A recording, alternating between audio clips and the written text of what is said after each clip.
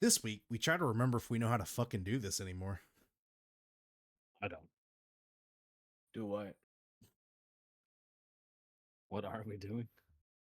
Where am I? Who What are is you this place? people? It's stupid.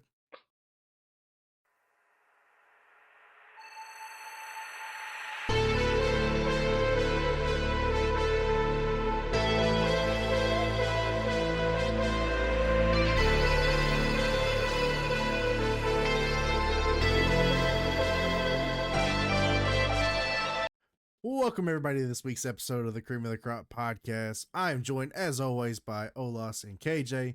Long break. Good to be back. What, 2 weekends? 2 weeks. 2 weeks. Yeah. I've obviously been gone on vacation. I am happy to be back, although the vacation was very enjoyable. Got to see a lot of nice things. And before the hurricanes came through, which if you're affected by that, that sucks. And we hope you're safe. Hope your family's safe, etc. Swim. Yeah, you had good timing though. You got back just in time. Man, like 1 week later, we'd have been fucked. What's bad is like what I've seen of it is, although I'm sure Florida got hit pretty hard, it seems like the states behind Florida got worse of it than it like picked up steam. Yeah, like fucking flooded the shit out of Gatlinburg and North Carolina, and yeah. So I mean, if you gotten hit with any of that, be safe. You know, that we feel awful for you because that just the stuff I've seen's been really bad. Yeah. But we are happy to be back. I know next week we're losing Ola, so you'll have a special comic book episode where that's all KJ and I will talk about for an hour and a half of mainly about probably the new Batman, because that's been on my For You page for weeks now. The fact that his symbol's now an axe. Yeah, it's just fucking swinging axes and shit. It's like, I thought, I mean, I guess he's still not killing him. He's just maiming him still, but still, Jesus. Oh no, Zack Snyder is somewhere creaming his fucking pants. I know, bro. But lots to talk about. Like I said, been gone for 3 weeks. There's been a lot of stuff that has happened, a lot of stuff that's come out, both in gaming / media and wrestling. And so we will always start off the same way we do every week with a little This Week in Geek. Starting with, and this upsets me because I was hoping this wouldn't happen. Assassin's Creed Shadows has been delayed until February 2025. I actually didn't know that until you wrote that. Yeah, I saw it. Oh yeah, no, I saw it. It seems like it's come from the performance of Outlaws, because Ubisoft stock has tanked. Which I mean, yeah, like fuck them. But I want this game to come out, so it's like, can we wait till after this game comes out to burn this company to the ground? But no, but now the real competition begins, because in 2025, I'm jumping ahead. You are. Go ahead. That we have the return of the Ghost of Tsushima sequel. No, it's not. It's not It's a completely different story. It's a sequel. It's a different story. He said it's a sequel to Ghost of Tsushima. You're gonna get the DEI, or you're gonna get the white boys on us about. No, because it's funny, because in this game we have a Japanese samurai, a female Japanese samurai, and if you go by the age range of where they would, the time frame of where they'd be, Yasuke would be in this period. So they can do the funniest thing. I shared that with you guys. That was so funny. Kill the character off. Almighty Keith. No, well, no, it's like Sucker Punch has the possibility to do the funniest thing and add fucking Yasuke into the fucking game. Oh my god! But like you said, I want to fight on a fucking volcano. It's all I want in this game. If you didn't watch the State of Play that PlayStation did last week, which I did. I don't know if anybody. They did announce Ghost Yote. Thank you. I butcher the fuck out of these names sometimes. Which is it is a sequel to Ghost of Tsushima, but it is not revolved around Shin Sakai at all. I think it's 20 years after. No, it's like 400 years. Oh, okay. So yeah, That's what it's a sequel in the sense of it's the next game in the. See, look, that's what I get for listening to TikTok people. That's what fucking. No, it's 400. Yeah, no, because Jin was like 1200s, and this is in 16. It was 1603, something like that. I think. Yeah, he's long dead. People are saying people are discussing if she's related to Jin in some way, and so I hope that's not the case. No, I think it would dilute it if it is. I think what they're gonna do. So it's funny that we started with, the brief mention of Assassin's Creed. I think what they're gonna do is treat the ghosts like Assassins, where it's like a separate person every time that's not related. Like, it doesn't have to be related to Jin at all. It doesn't have to be in that lineage or whatever. People are saying it's related to Yuna because she went to the mainland at the end of the game. Right. So you haven't played. Sorry. Do you think if they continue doing the ghost, that it'll shy away from samurais? No. Or will it always be?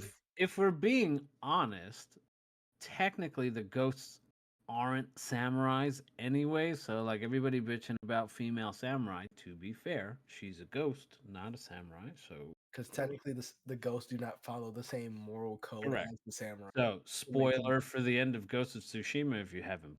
Yeah, he is excommunicated from the samurais for being the ghost. Yeah, the ghost is kind of just like a title. So, could you see how Assassin's Creed does? Where like at some point, which I guess it becomes an organization of. So they're associated with an organization, whereas I feel like the ghost is more of like a, ghost is more of like that one person who's just like, oh shit, like. Because my thought and For Honors kind of fucked me up with lineage. Are knights before samurais or after samurais? Before. Is it? Or roughly around the same. I think they're around the same time, to be honest with you. See, that's my thing. Could you see that going that way and them doing a like a ghost of Camelot or some bullshit, No, samurai would be before. Because I feel like because I always thought it was samurais, knights, Vikings. Yeah. Samurais would be first. Probably. I know there's some fucking guy on YouTube right now that's looking at this and commenting and creaming his pants that he's going to tell us how wrong we are.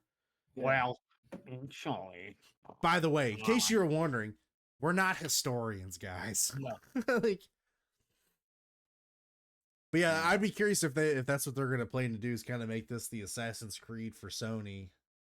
Well, I mean, they are sticking with the Japanese theme, which I'm perfectly fine. Technically, Assassin's. Well, no, the first. No, because they did the first one was. Aren't the first two both based in Italy? No, the first one was based in the Middle East-ish. Was it? Okay. Yeah. Because then it goes to Italy, then it goes to America, then it goes to the Caribbean, then it goes to France, and then it goes to England. And then is Liberation England? No, I wasn't counting the or sorry, not Liberation, but the Syndicate. Syndicate was London. Is it? Okay, I've never played. I thought, just to get this out the way, because I'm gonna. Knights appeared first. Okay. They appeared during the 8th century. Samurai started appearing in the 12th century. Oh, okay. Fair enough. So, I said, I mean, I'm sure there's multiple Japanese samurai type characters you could go. I feel like they weren't far behind. But yeah, no, I feel like the ghost moniker becomes like a Japanese thing, a Japanese war of someone rebelling against doing like somebody who might have had ties to the samurai, but then became too extreme samurai. They don't follow the honor code. Yeah.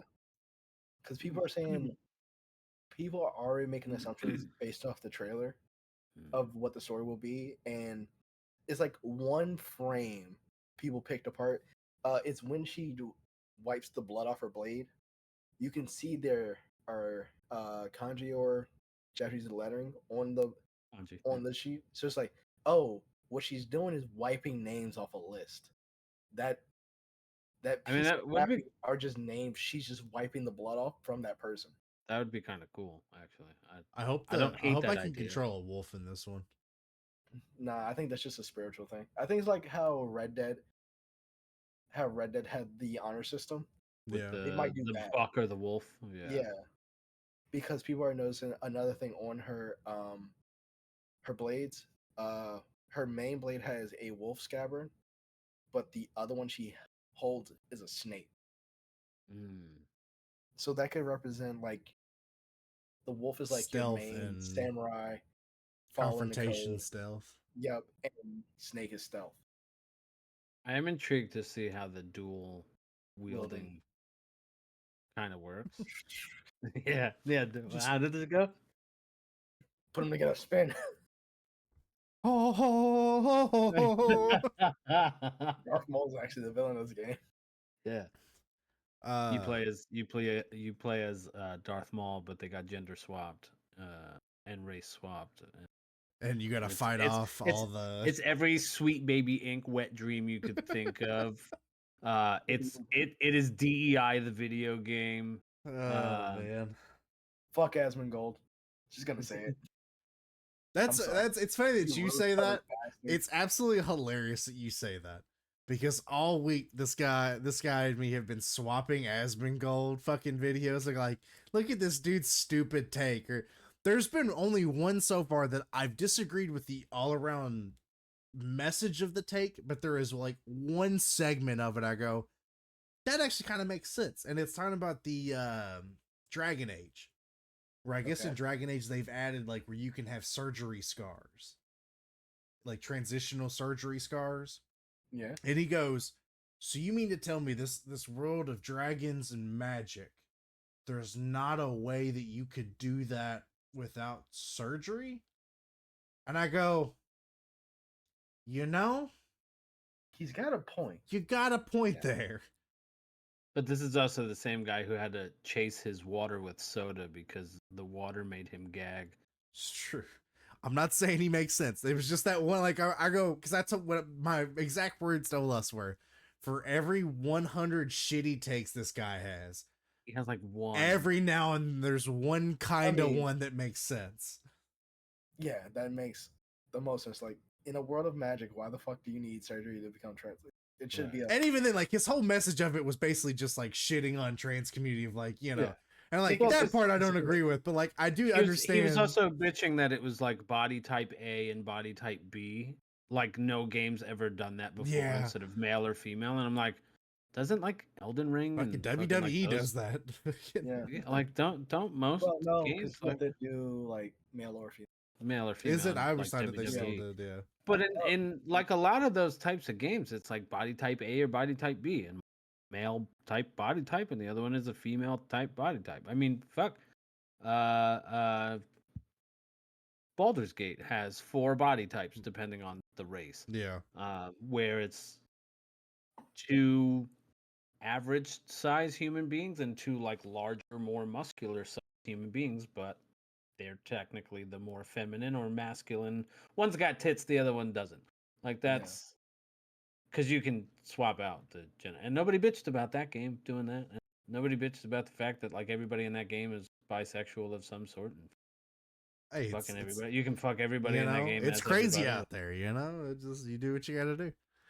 Progressive guy. You know? Sometimes he turns into a bear. Sometimes I'm the bear. You know.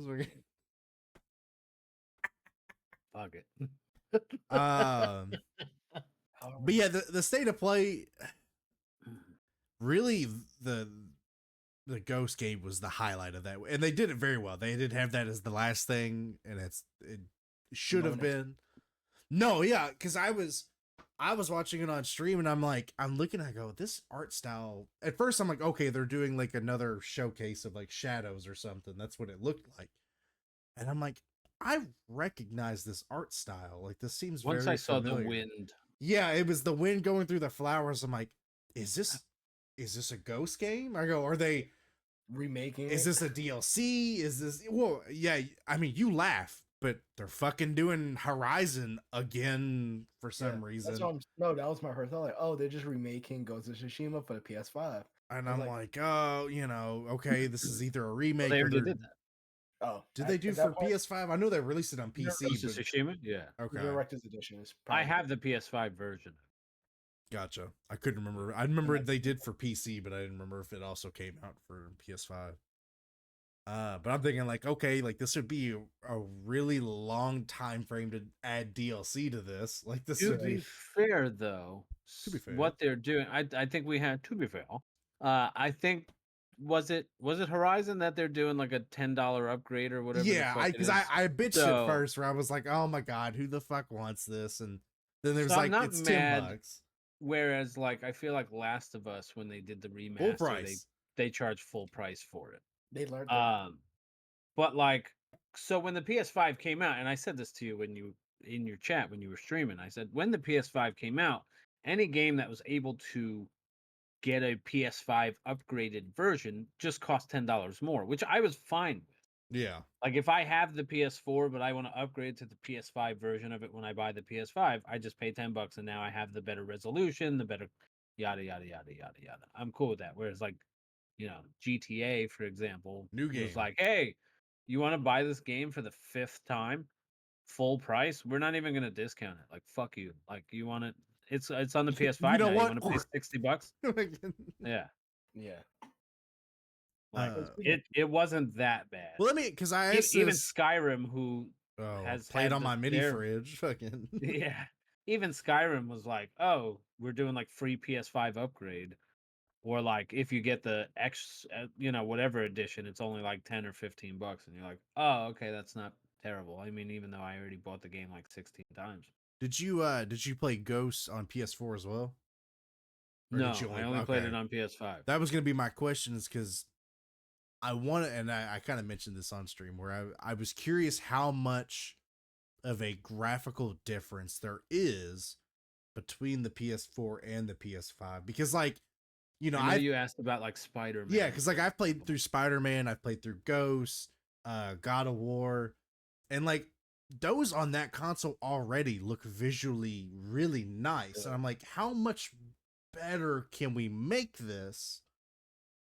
It's not a fair comparison, but 2018 God of War and Ragnarok, because I played 2018 God of War on PS4 Yeah. and Ragnarok on PS5, and you can tell the difference, but it's also the next game. Yeah. So whatever improvements they made on the new game. So I can't even tell you like, oh, I see a big difference. I can see the difference in these two games, but that's because they're two different games. Same setting, same character, but it's the Improvements same thing. So regardless. I didn't play the PS5 version of the 2018 Spider-Man. Yeah. I did play Miles Morales and Spider-Man 2 on the PS5, but I didn't play the other Spider-Man, like the one that I played on PS4. So I couldn't tell you what the graphical differences are between them, to be fair. Gotcha. Okay. Because that's I've been my biggest complaint is like PlayStation does graphics very well, and I stand by that. And this is coming from somebody that is predominantly being an Xbox guy for close to over a decade. PS4 just, the Spider-Man was fantastic. It looked great. God of War, when I played through, and slowly I'm making my way through Ragnarok, both look great. And I'm just going, how does this look better? Like that's where I kind of lose it, where it's like this already looks like the peak of what it could be. Yeah.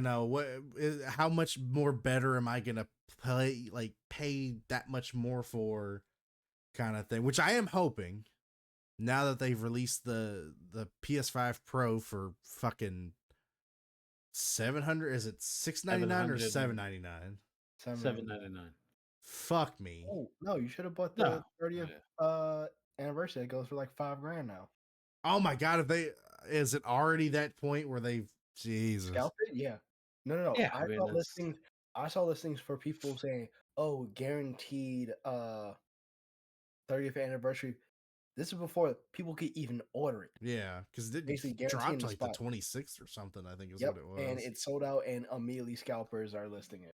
See, and we got to put a Ruined stop to this shit. Like, either I don't know where that problem needs to be solved at.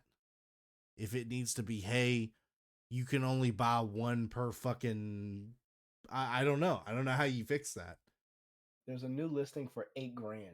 That's ridiculous. And what's worse people will buy it. There's absolutely somebody out there that will buy it. And that's why it continues to happen the way it is, because people are paying the prices, those price gouging prices, they're paying them. So of course that's, why it's continuing to happen, because listen, if people just stopped doing it, these people would stop doing what they're doing because they're not making the money. Like, I worked in retail when the PS5 came out, and it was a fucking nightmare. Like, because COVID, you you had you couldn't. fucking Yeah, and obviously COVID was its nightmare things, and the chip shortage and all that stuff. Yeah. Like, a lot of things factored into the issues that we faced. Not that I worked I worked inside of a Walmart, but I wasn't Walmart, so I watched it, and thankfully I wasn't the person in charge. Like, I can say that I can walk away from it. Oh, not my fucking. yeah. But like the fact that it was rare to even get a PS5 in a store, I think is part of the problem too. I mean, a lot of online purchases can be made with fake accounts, fake cards, bots. They have things set up to where bots are just picking up fucking 5, 6, 7, 8 fucking consoles at a time type of shit.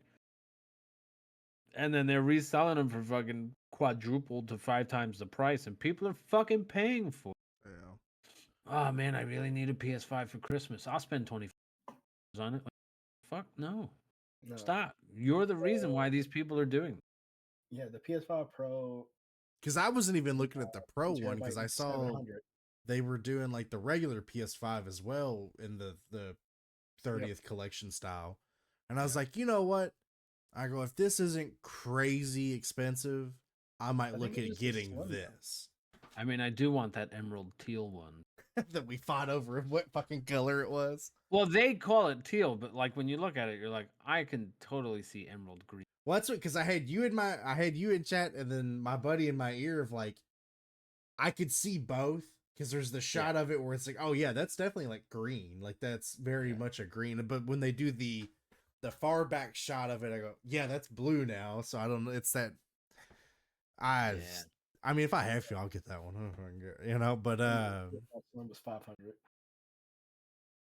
What's that? The classic slim. Is it only in a slim? Yep, it's already sold out. Isn't the slim the one you can get the additional disc thing for? Yes. The Pro as well, which is also stupid. Don't get that's dumb. But was that you or? It was my dog. But yeah, no, PS5 Digital Edition 30th Anniversary Limited Edition bundle, slim, $500. Well, so much for fucking that, I guess. Yeah, sorry. I'm just hoping Christmas they'll do a good fucking Black Friday, not for the Pro, but just for the. Now that they've introduced the Pro, I'm hoping the other stuff will inherently start kind of maybe creeping down a little bit, because I just 500 is a lot of money, man. I did buy an Xbox Series S for 100. Is that the white one? Like years ago, yeah. Yeah. They run those on sale all the time, because I think those are the lower end as far as ability. But yeah, I mean, they don't have the disc. They don't have. I forget what it was. I remember looking up the specs. I wanted to buy 2 of them, and I was gonna sell them at. Turn to the dark side. Dickhead. I needed the money at the time. That's why I was like, well, fuck it. I'll buy 2. Just sell them. I'll double my money at that point. And I mean, by doubling my money, I buy 2 of them at 300, and I make an extra $300. Yeah. I was gonna sell them for normal price, not fucking $780 a piece, like a piece of shit. Like that's. But the state of play was, oddly enough, was a lot of it was DLC. Yeah. Like Pal Worlds was a DLC that they were showing, which is kind of ironic considering their situation. For those that don't know, they're being patent sued, but not for the reasons you'd think they'd be patent sued for. It's a game mechanic patent. Patent. Yeah, it's not even like it's being IP. Open world. It's open world like over the shoulder catching game. Here's what's funny about that. It's just that mechanic in the game that they're bitching about. One, that sets a scary precedent. If this goes through, this isn't the first. This isn't the first company to do that, though. You know what's a funny thing? Because it's Bozy made me think about this because he's been talking about the new Dragon Ball Z game. Yeah. And people are wondering something. Why are they not bringing people like, I can't wait to shorten my controllers where you do little mini games in between for the loading screen? Yeah. You know why that's not coming back or can never come back? Who patented that? Capcom. Really? Capcom owns that. You can't do a mini game in a game, like in a loading yeah, because I remember like you used to be able to like spin Master Roshi or something and like if you spin move him across the screen, pop out of the ground. Yeah, can't do that anymore. Well, that's weird. Warner Brothers has that. What's the name of that system from the Middle Earth series? The Google Stadia. No. The fucking the Middle Earth, the Lord of the Rings games. Yeah, but not the Lord of the Rings ones. No, not the shitty one. Goddamn. What the fuck was the name of Middle Earth. Yeah, I said that, and you were like, "Oh, Google Stadia, you fucking." I didn't understand. You said console, and I go, huh? No, the Middle Earth. They had Shadow of Mordor. Whatever that system, whatever that system was with the enemies, and then it was a revolving, like there was a story behind it. Like if they beat you, they came back and taunted you and got stronger. That whole system is patented by Warner Brothers. Nobody can ever use that type of system ever again. I didn't know that. And Warner Brothers doesn't make any type of games where that system will ever come back into play. And you're like, what a great revolutionary system that nobody will ever use ever again for reasons. And there you go, people. Another reason to fucking hate Warner Brothers. I'm sure it'll pop up in multiverses. Yeah. The Powerpuff Girls are gonna be in that game. Okay, of course they are. I don't know why they keep bothering. Can just pull a Concord, cut your losses. No, never. Yeah, we talked about Horizon Zero Dawn's getting a remaster and also a Lego game. I guess. Sure. They did announce the new Monster Hunter. People are pumped about. Well, I don't think it was announced. I think this was a gameplay trailer because I already knew this was coming out. Oh, okay. Yeah. You know what? I did know they were coming out. I just forgot the date for it, so it's coming out in February. Yeah. No, they finally just announced it. Yeah, that's what it was. They actually announced when it was coming out. Yeah, because they never had a date. I think it was just 2025. Gotcha. Yeah, so it's coming out in February of 25. I have a buddy of mine who's like super pumped for it. I kind of want to. I want to play it because it looks interesting. I just never got to play it to like actually know whether or not it's something I like. It's on sale Hunters is on sale right now for like $10. I am being forced to play it. That's what my buddy Sprig bought me the Monster Hunter Worlds because it was on sale. Okay. And then I go, so am I playing this one with you too? He goes, oh yeah. All right, sure. If I ain't got to pay for it, I don't give a fuck. I'll play it. Fair. Dragon Age, the Veilguard had a gameplay trailer. It looks good. I hope this series has a good resurgence because I generally remember enjoying Dragon Age. And I'm hoping with kind of you're seeing how Baldur's Gate surged up and like those games are gonna be good again. Hoping. Yeah. The gameplay looked good. It looked fun. You had Dynasty Warriors show their gameplay that drops in January. I still hope there's co-op, but I don't think there is. I can hear him not doing fucking Jackson. Sorry. You're fine. My dog is very tall and he gets cat food. Have you all always had that cat, or is that a new thing? No, I've had that. I don't remember. The cat's older than the dogs. I don't remember you having a fucking cat for some reason. Yeah, no, the cat's older than the dogs. I've had her since like 2012. Gotcha. Fortnite, best thing of the night next to Ghost. Fortnite dropping their PS5 controller collab. Hooray! I will say here is a game that I'm interested in that isn't something that I think I would normally do. Is The Hell Is Us. That kind of hack and slash where it's like a light blade kind of thing, but he's dressed like a fucking Rainbow Six Siege character. I've seen it. It looks nice, I guess. It gives me, so the vibe I get from it is very oh, what was that game where you played as one of the four horsemen? Darksiders. It's very has a very Darksiders feel to it. Just better graphics.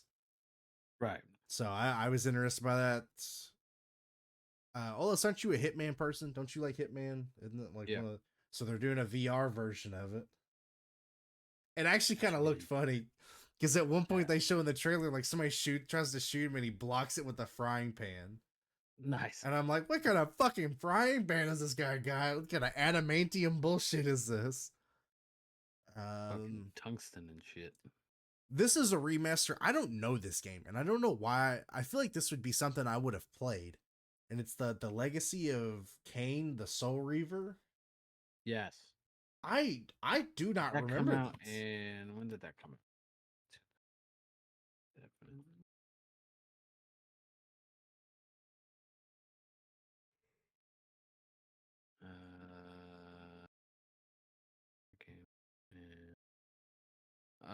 Came out in 99. Jeez. Yeah, see, I for some reason the character looks familiar, but I don't know if I just never played this or I've seen it in like back in the old fucking PlayStation magazines and shit or right. But it's they're doing both games remastered, the 1 and 2 of it. Astrobot, they showed some DLC, which apparently I guess that game's doing pretty well from what I've heard. I was hoping with the success of that maybe we'll see Little Big Planet come back. Oh my god, are you staring into the sun? Jesus Christ. Yeah, that's what it fucking feels like. Jesus Christ. Metro Exodus is getting a VR as well. That one looked a little wonky, but it looked fun. Like you said, we had your Monster Hunter Wilds, Power World. Yeah, I mean the rest of it was kind of just DLC stuff, a few other like Japanese RPG games and stuff like that. Shadow coming to Sonic Generations. Yeah. Perfectly timed for the Hedgehog 3 movie that comes out soon, doesn't it? Yes. Soonish. I don't. Something like it, because I know the DLC drops in like December, so I assumed it was around that time. That seems like a fucking Christmas movie that you would do for the family. I have no bearings on that fucking movie series because I've never seen it. I haven't either. I need to sit down and watch it because my buddies tell me it's good, or it's good for Sonic. Did you say you're not a furry? Yeah. Oh my god. I'm sorry. I'll burn that bridge. It's fine. I just thought it was funny. I don't feel like that's a bridge to burn, but it was already on fire. Our furry fans. Yeah. Didn't Xbox do like a state of play like as well, but it was very mid? Yeah, so I didn't bother with it. And so it wasn't shit. I remember seeing it and I'm going, okay, cool. What are they gonna come out with? And you know why? Because Xbox doesn't do fucking console only games anymore. They just give everything away, which I'm not mad at them for.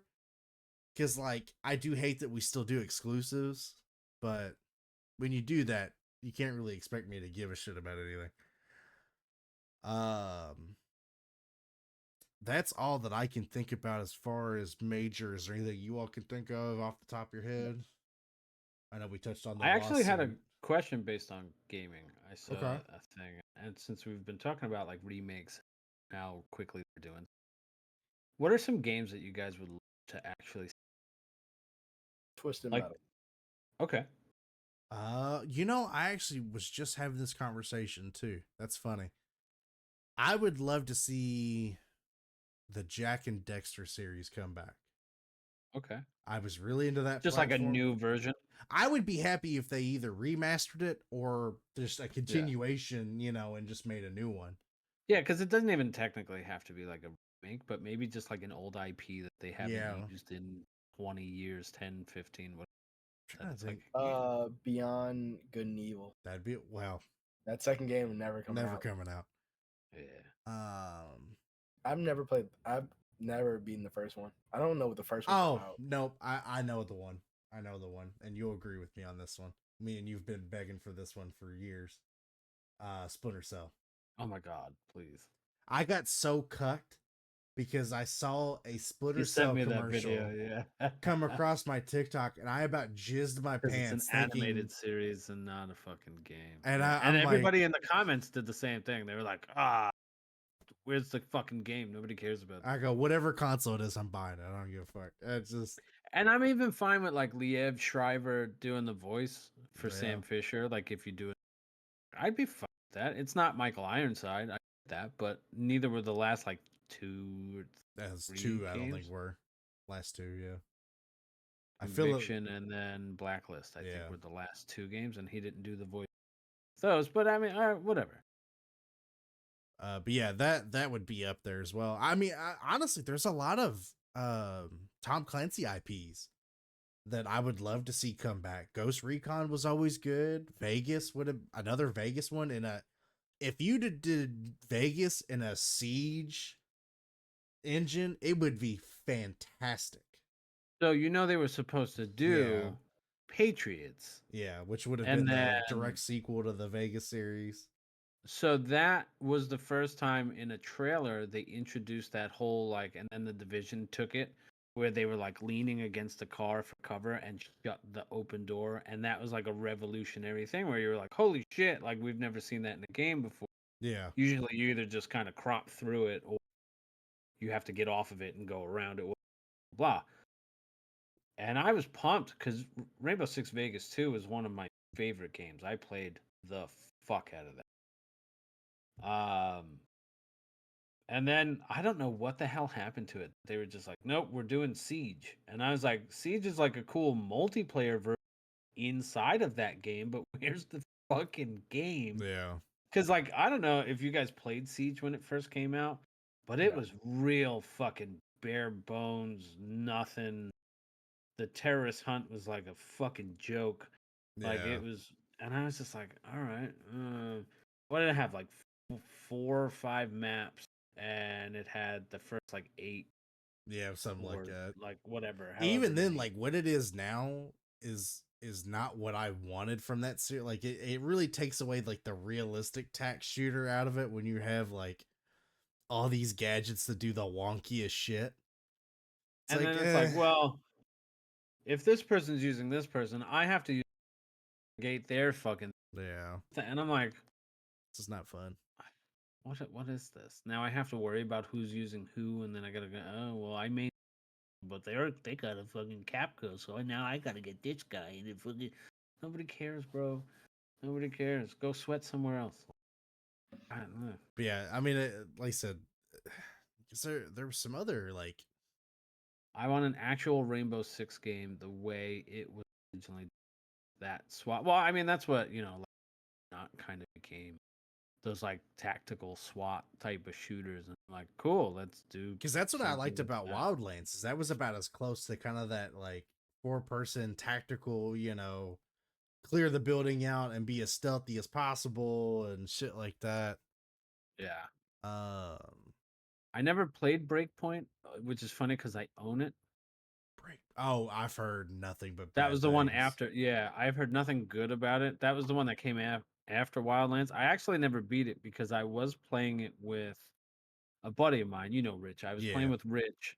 Funny enough, he used to live with me, and he was playing upstairs while I was playing downstairs. Like we were playing it, and then we had like a buddy from work who I guess was like, I play COD, so I'm just gonna run in and fucking do shit. And I'm like, nah, dude. Now we're like constantly fucking trying to aggro the people to like go revive him somewhere else. Be like, hey, go focus on that guy. So we were constantly just picking this dude up, and we got so sick of playing it that we were like, all right, I'm not beating this anymore because I just don't want to fucking play. So the bad thing with that one is the controversy with that is that you could not finish the game without buying DLC.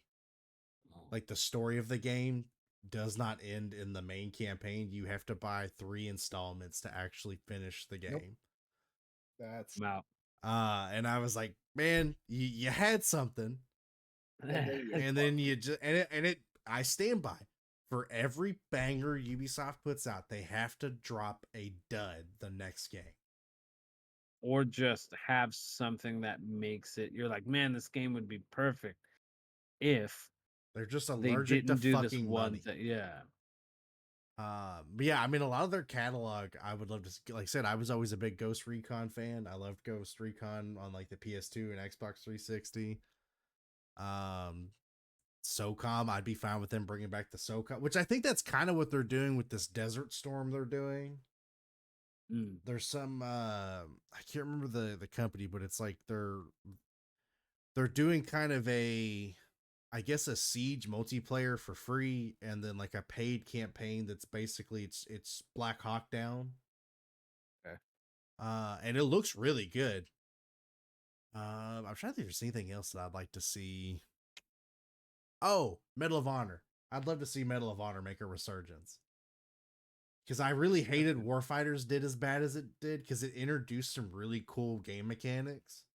Yeah. Like door breaching, all that stuff, where you could kind of choose how to breach. And I loved the Medal of Honor that came before that, where it was just, I think it was just called Medal of Honor. But it was like the first modern version of that game they did. Like the multiplayer was really well, the story was really good. One of those where just all around the game itself performed very well. Something I'm not used to anymore. Back when games were finished when we put them out. Yeah. What a crazy thought. Actually, For Honor. I fucked with For Honor when For Honor came out. Yeah. For Honor's biggest downfall is I don't think they understood how popular that game was gonna be, and then they didn't handle the game well after they realized that. They didn't maintain that's one of those games you absolutely have to continuously put patches out for. And they just didn't do that. Because there was just so much stuff where, like, once they, and it happens in all games, but this game in particular, once there's a character that's really broken, you need to patch it to kind of make it this, the whole point is that every character was supposed to have a upside and a downside. You're putting characters in this game that don't have downsides. Only up. And then you're just not doing anything about it. And nobody's I don't remember who the character was, but I wonder if it's the same one. This was, I mean, it was For Honor was another game I played when it first came out. There was the one Japanese samurai with poison blade. Yeah. And they were like super fucking quick with like a quick little jab, and you would poison the fuck. Like they were so OP. I don't know if that's who. That's one of them. So one of what I'm particularly talking about is they did the ninja, and when they introduced the ninja, it was faster than every character, had more unblockable combos than every character. Because that was the bad thing, is that later the characters, they started doing a shit ton more where like there was moves that you just couldn't do shit about. Yeah. And it's like that kind of defeats the whole purpose of this game, is you're supposed to be able to block and parry and do that. Now you're putting moves that I can't do that to. What am I supposed to do here? Yeah, like at least with that guy with that one I was saying with the poison blade, like he didn't hit hard. Yeah. But he was quicker than everybody. He just didn't hit as hard as a lot of the other people did. So it was like, okay, I'll take the speed over the power for that one, because I could just kind of sneak some shots in, type of thing. But yeah, I mean, if you're just constantly getting stuff done too much, it's like, all right, no, where's the fun? That game could have been really successful had they just maintained it. And I think that's, but once again, that's kind of Ubisoft's thing, is they will start really strong and then maintain jack shit of it. Because although the only thing I saw opposite of that was Assassin's Creed Unity, where it was like broken on release and was terrible. Then they actually patched it up to make it a good game. That's true. Because it's the only Assassin's Creed I didn't get. So, except for the first one, because I didn't have the newer console at that point, but it was the first game I bought when I bought my 360. Yeah. But after that, whenever 2 came out, and then the 2 sequels to 2, and then 3, and then 4, like I got them on release. Yeah. Like, and then I didn't get, and then I didn't get Unity because I had heard about how broken it was. And then I got Syndicate on release too, and that was fine. But by the time Syndicate had come out, they had fixed it. Yeah. But I remember even going to GameStop and I was cool with the guy. He was like, "Don't buy the game," even at the point that it was on sale for $20, brand new Unity. At the time, it was still broken. He was like, "Don't even waste the $20." Can't even play it. Yeah. There was one thing I wanted to mention because one of you said Sparkling Zero, the Dragon Ball thing.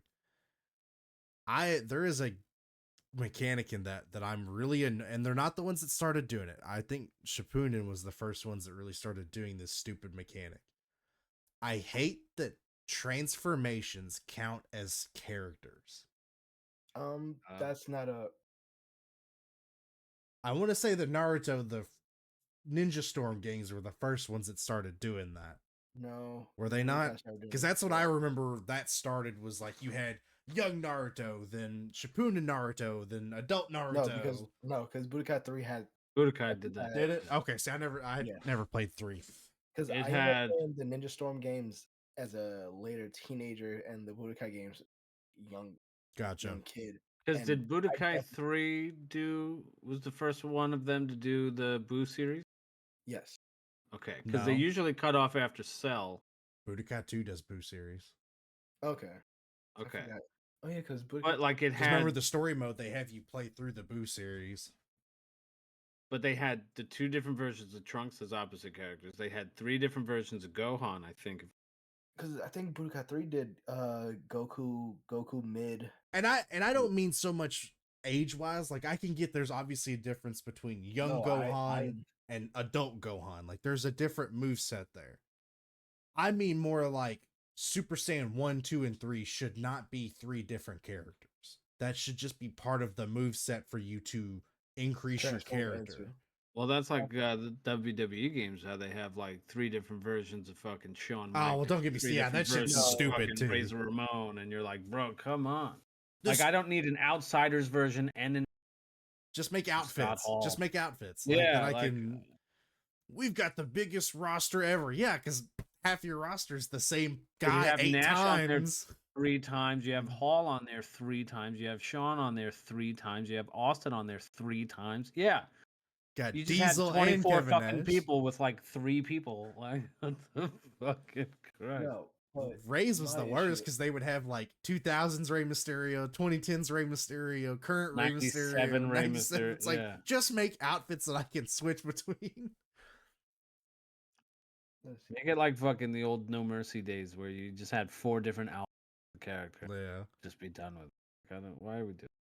Because like there's something like I make sense, you know. There should be a Majin Buu and a Bad Buu and then Super Buu and Kid Buu like that. Those 4 I get because those 4 are equally different characters to a degree.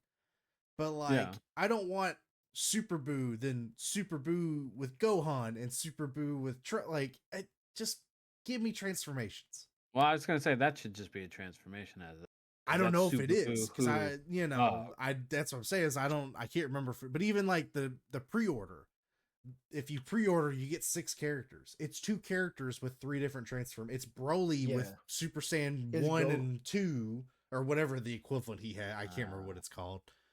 And it's then like Raging and then Super Saiyan Rage. What the fuck bullshit? That because I saw somebody where they showed the roster. And then they go, now this is the roster when you take out the transformations, and it's like 86 people. It was like, but this is my thing. Which is still decent, don't get me wrong, but no, because bullshit. Everyone's hyped about this roster. But I'm like, what is the point of this giant ass roster if you go online and 90% of that roster you will never see in an online match? Who's going in there and being Frieza bad guy number 1? Like who is going from half the people from the fucking let's see, from Super's roster of people, no one's going to the fucking Wolves. No, who gives a fuck? Those random females from Universe, whatever the fuck, they're not getting played. It's gonna be Kefla, Jiren, and fucking Goku Ultra Instinct. Yeah, The rest of them can go fuck off. You're gonna see constant. And then people complain about broken characters. It's an anime game. This is not meant for Evo. This is not meant to be a balanced game. This isn't DBZ Fighters. Like, go play that shit. It's like fucking Whis over here with the auto dodge and shit. Like, well, that's what Bozy was already bitching about. That I go, dude, the game hasn't even come out yet. Play the game first before we start saying this mechanic just doesn't work. Like, yeah, I would say the only Goku transformation that I would be okay being a separate character is 4, only because it's a separate, the way they've separated GT. Like, I could get it that. should be GT Goku. Yeah. That would be the one instance I'm like, okay, like, this fundamentally is a bit of a different character because you're doing it from technically non-canon, kind of canon now, depending on what Super did. I can't remember offhand, but I do like they're adding movie bad guys. I think that's cool, you know, doing like from 95 to 2000 movies, putting those guys in there. I thought that was cool. And that's really the biggest complaint I have is I just don't like the transformation thing. Like, it just should be one character. I don't, even if you wanted to do it as kind of like character selection, like we said with costumes, where it's like, hey, I want to be Goku with either this moveset, or this moveset. But the thing is, I mean, his moveset doesn't really change by the transformation. It's still like the same 3 moves that he knows. You know, you could say maybe Super Saiyan 1 doesn't know Spirit Bomb, because I don't think he does that till he's like Super Saiyan. Well, no, because he does it in Frieza's Saga. That's right, yeah. He doesn't. Or it's a smaller one, but do what? The first time he does Spirit Bomb is against Vegeta. Yeah, and he does it against Frieza. Is it? Does he? Is it technically a Spirit Bomb that he does? Okay. Yeah. Because I remember the Frieza one. He does it against Vegeta. It doesn't work because he bounces off Krillin. That's right. I did forget about that. It's like, oh, it won't hurt you because you're pure-hearted. Pure-hearted. Like that. Kind of fucking nonsense is that? But yeah, that's there's a loophole in this attack. I didn't read the fine print of this move. Yeah, I didn't sign this. What the fuck? I gotta read the terms of agreement before I fucking didn't know there was a user's manual on this one. But yeah, I mean I'm still gonna get it. I'm excited for it. I think it'll be good. That was my one complaint of it. I just wish. I have no intent of getting it, but I really, that surprises me. I definitely thought. Are you boycotting it or something, or is this some kind of underlying? One, I'm not the biggest Dragon Ball fan. Are you still upset about Mr. Popo? Is that? No, don't give 2 fucks about Mr. Popo. He's not black. He's a genie. It's fair just enough.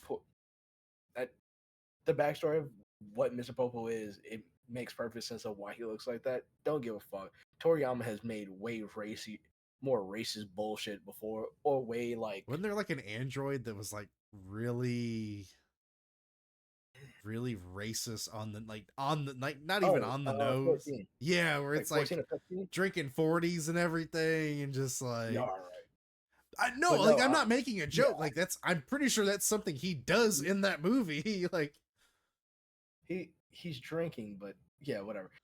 I was talking more like the fact that Akira Toriyama's first manga was about a girl who gets assaulted, and her first thing is to go into prostitution. Yikes!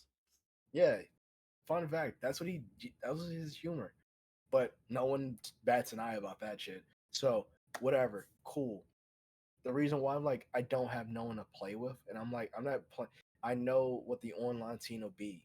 I don't want to buy a Dragon Ball Z game for $70 just to play against 20,000 Ultra Instinct. I can just do that with a fucking computer. Yeah. It's gonna be the same fucking experience. I'll play it with you. I won't be Ultra Instinct. And then I'm like, do I get it for PlayStation? Do I get it for PC? I'm like, I might get it down the road. That's how it was about Kakarot, DBZ Kakarot. I didn't get it day one. The character thing also pisses me off too. Yeah, it just seems lazy. Seems like you're trying to inflate a number just to have a big number. Just to be like, instead of just going because it's like you said, 86 is still an impressive roster of people. Like that's a lot of characters. So Tenkaichi 3 did it where you just pick the character and then it deviates to like different versions of that character. Because like you pick Goku, but it's like Goku early, Goku mid, Goku GT. Yeah. It does that. So it still counts as a separate character, but like which I will say, like, to a degree, the Naruto one makes sense just because the moveset does change for some of those characters based on what age they are. Yeah. You have each one for different arcs. Yeah. You have like you'll have Naruto as a kid, then you have Naruto as Naruto Fox, and then you have Shippuden, Sage Mode.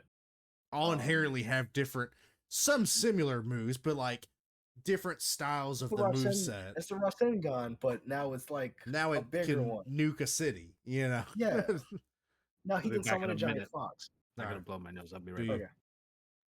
Okay. So yeah, I was curious because I know I hadn't talked to you about if you were gonna get it or not. I was planning on getting it. Maybe not day one, but within some time frame.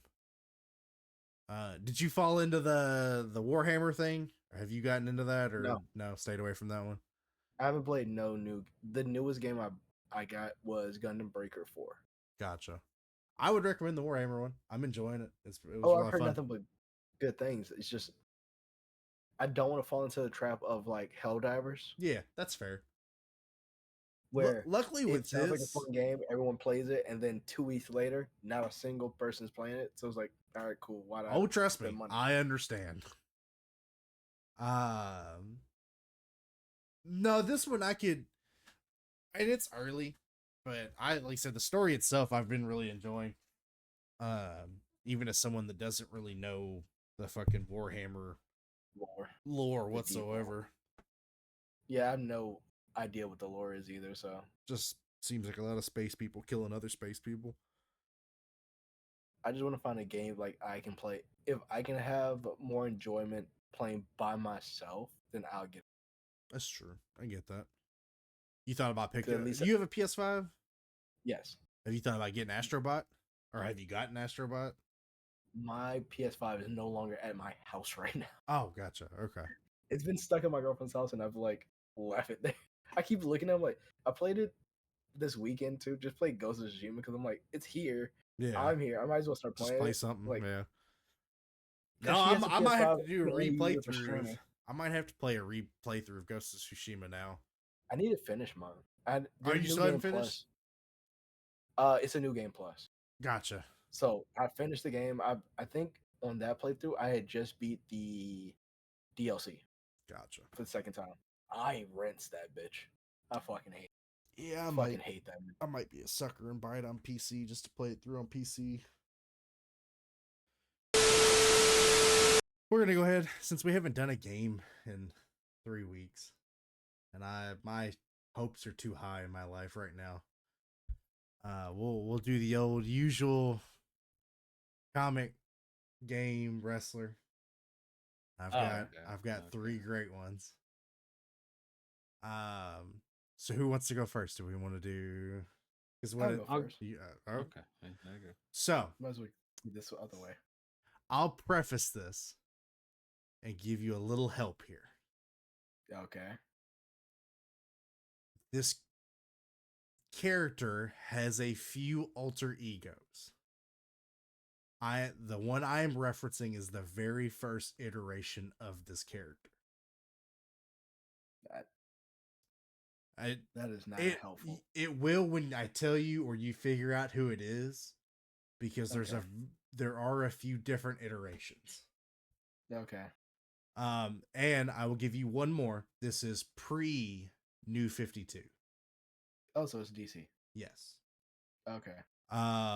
Because I think this will be a little more difficult, and after we had kind of the thing with I don't remember who it was I gave you that was like a few different people or something. And Captain Britain. Yeah. I wanted to be fair.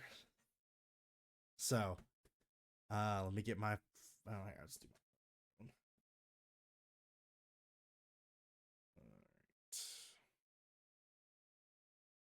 All right. When you're ready. Finally get a DC character. Yeah. Hey, oddly enough, this is up here as far as DC characters I enjoy. Okay. Are you ready? 3, 2, 1. Member of the Bat Family. No. Member of the Flash family. No. Kryptonian. No. All right. Villain. No. Well, Part of the, anti-hero, I would say. part of the Justice League. Yes.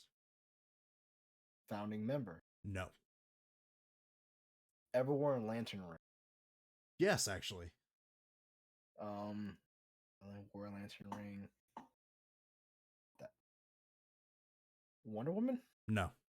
Okay. Don't know why she popped up. 35 seconds. Metahuman. No. So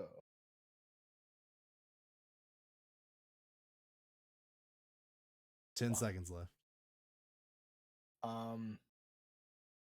Related has a relationship with Green Arrow. No. Fuck. Time. Got nothing. Black Canary was my last bet. You didn't ask if it was male or female. Oh. It's a man. Oh shit. It is The Question. Okay. So the reason I say that is because there's a few iterations of The Question. Because the newest one is a female. Ray Montoya. But the one I was looking for was Charlie. I think it's Zaz, I believe is how the last name is pronounced. Who's the original Question? I want to get a question. So yeah, he's Clue is part of the Black Lantern Corps. Okay. Which is, you know what? Hey, that's not being sneaky. You didn't specify what lantern. That's a big caveat. I know, but I'm just no. I can't fault you because saying that question. Because there's a lot of people that are part of. Everyone has worn a lantern ring at some point. But yeah, I figured that was a good one. It's one because he was one of my favorite characters in the old Justice League TV show, The Unlimited. Yeah, I always just thought he was fucking hilarious. You know, Rorschach was based. You know, Rorschach from The Watchmen was just made to like shit on The Question. I see Richard that. Moore. I see that. The guy who made The Question, Richard Moore just fucking hated. So he made Rorschach just like, this is what The Question really is. I believe that. Fucking madman. I'll give you a point here if you can tell me what comic character he's first appeared in. That's not him. I'd be impressed if you get this because I didn't know. Oh fuck no! There's no way. It's Blue Beetle. Oh, okay. They kind of try. Okay. Old man. Game character. 30 seconds. 60 seconds. Motherfucker. 3, 2, 1, go. Male or female? Male. Fighting game? No. Male. Shooter? Iterations of it, yes. Third person? Yes. More of an action? Yes. Recent? No. Within the last 10 years? Yes. I had to think about it for a second. Actually, no. Sorry, my math's terrible. No. Later than 10 years. Later than 10. Okay. So prior to 2014. Multiple games? Yes. Lead of that game? Not technically. No. Part of a team? I would say yes. I feel like I'm more confused than I was before. 10 seconds. Shit. All right. I'll just guess. Prior to 2014, male action. All right, that's time. Do you got a last guess? I'm just piecing it all together. Okay. Pass shooting in a third person, more of an action game. Not quite the lead of a game. Fuck.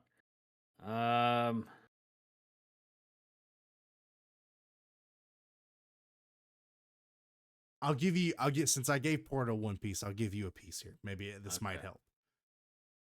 One of the games I would consider him part of the lead, but in the later games, more of the side character.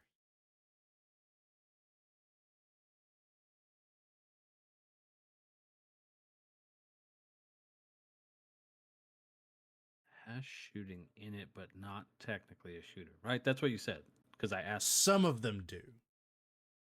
So out of the games, a few of them have shooting mechanics in it, but it is not introduced as a shooter. Fuck it, just give it to me. I got nothing. It's Dexter from Jack and Dexter. Okay. Because you were on the cusp where it's like, I mean, yeah, like it didn't start as one. Right. But that's eventually where it had, it went to. And really, I don't consider him a main character in the sequels.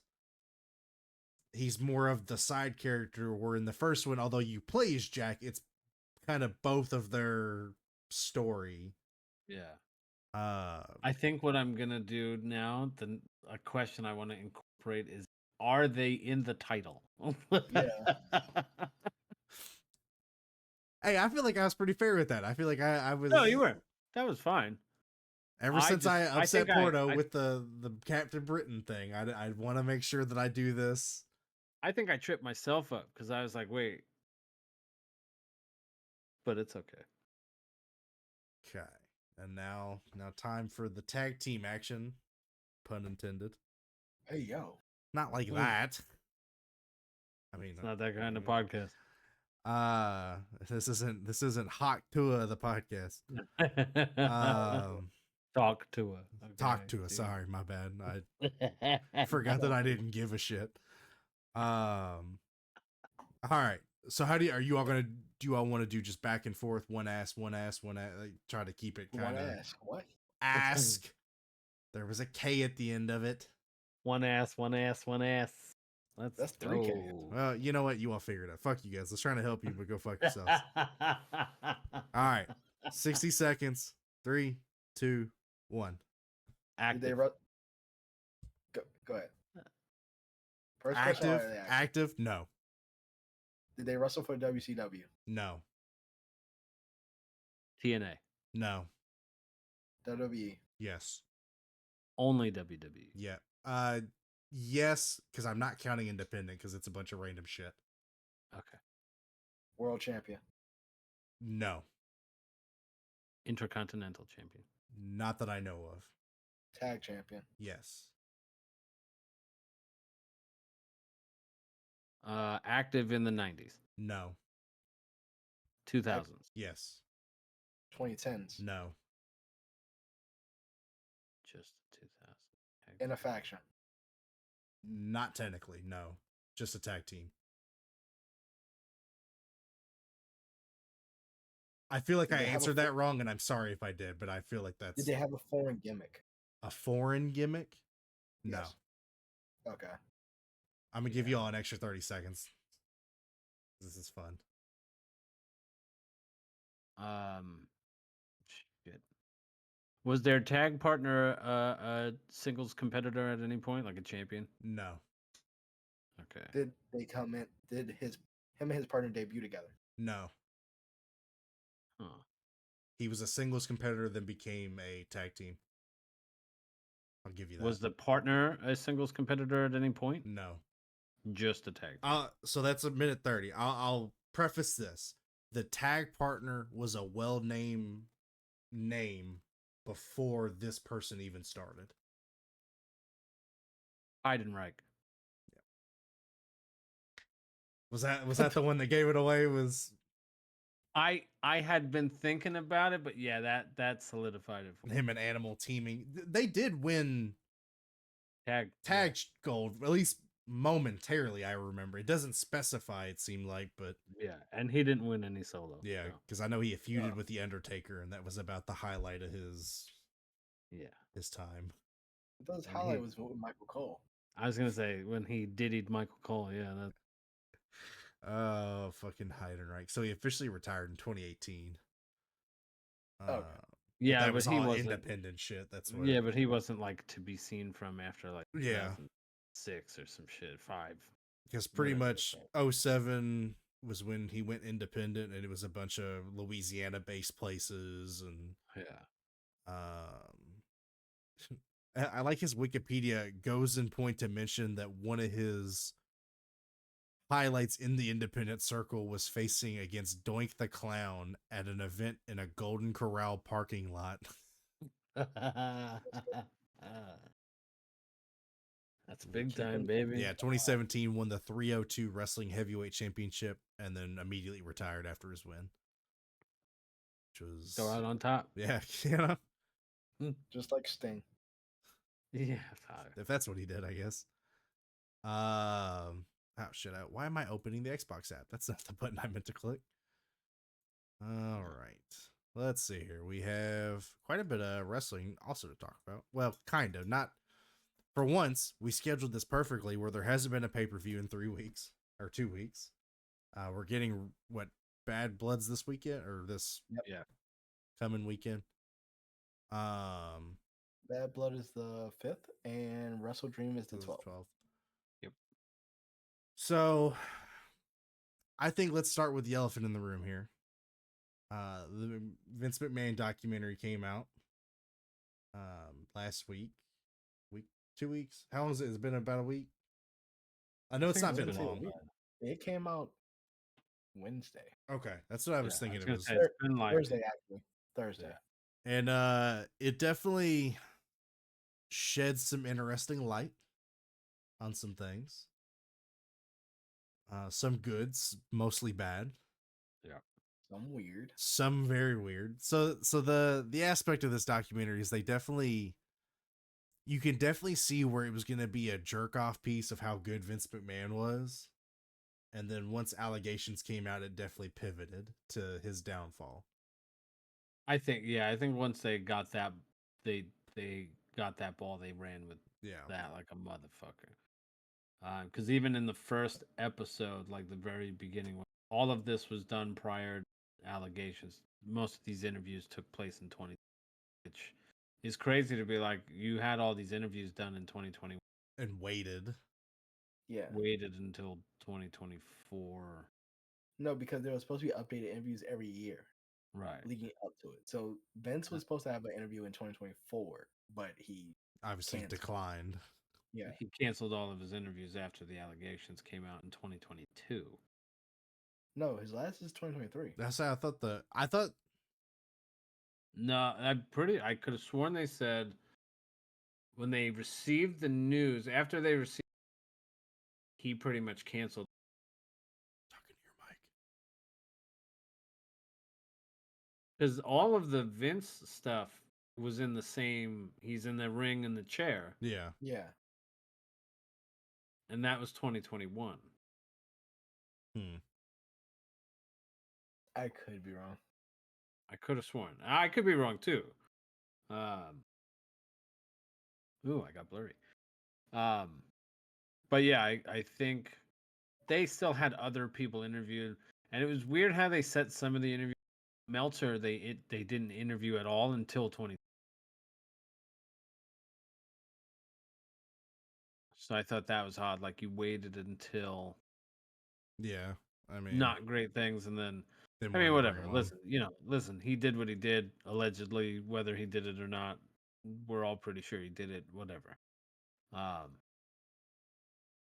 It did seem like it was going to be like a fun thing, and then it turned into like a so this guy's a big piece of shit. Here's the history of what a piece of shit he was. Yeah. It's like, because really the first episode really like emphasizes how this company would have been nothing until he stepped in, that like his dad refused to be any kind of change and would have ran it into the ground eventually had it not been for Vince Jr. coming in and really applying some of the changes. And which is funny because they do touch on the adverse of that with Shane at one point.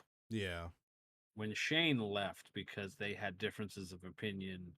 And I don't know that. I mean, I think Vince put it in a way that made it sound like Shane wanted him out, whereas I think Shane just wanted to have more control.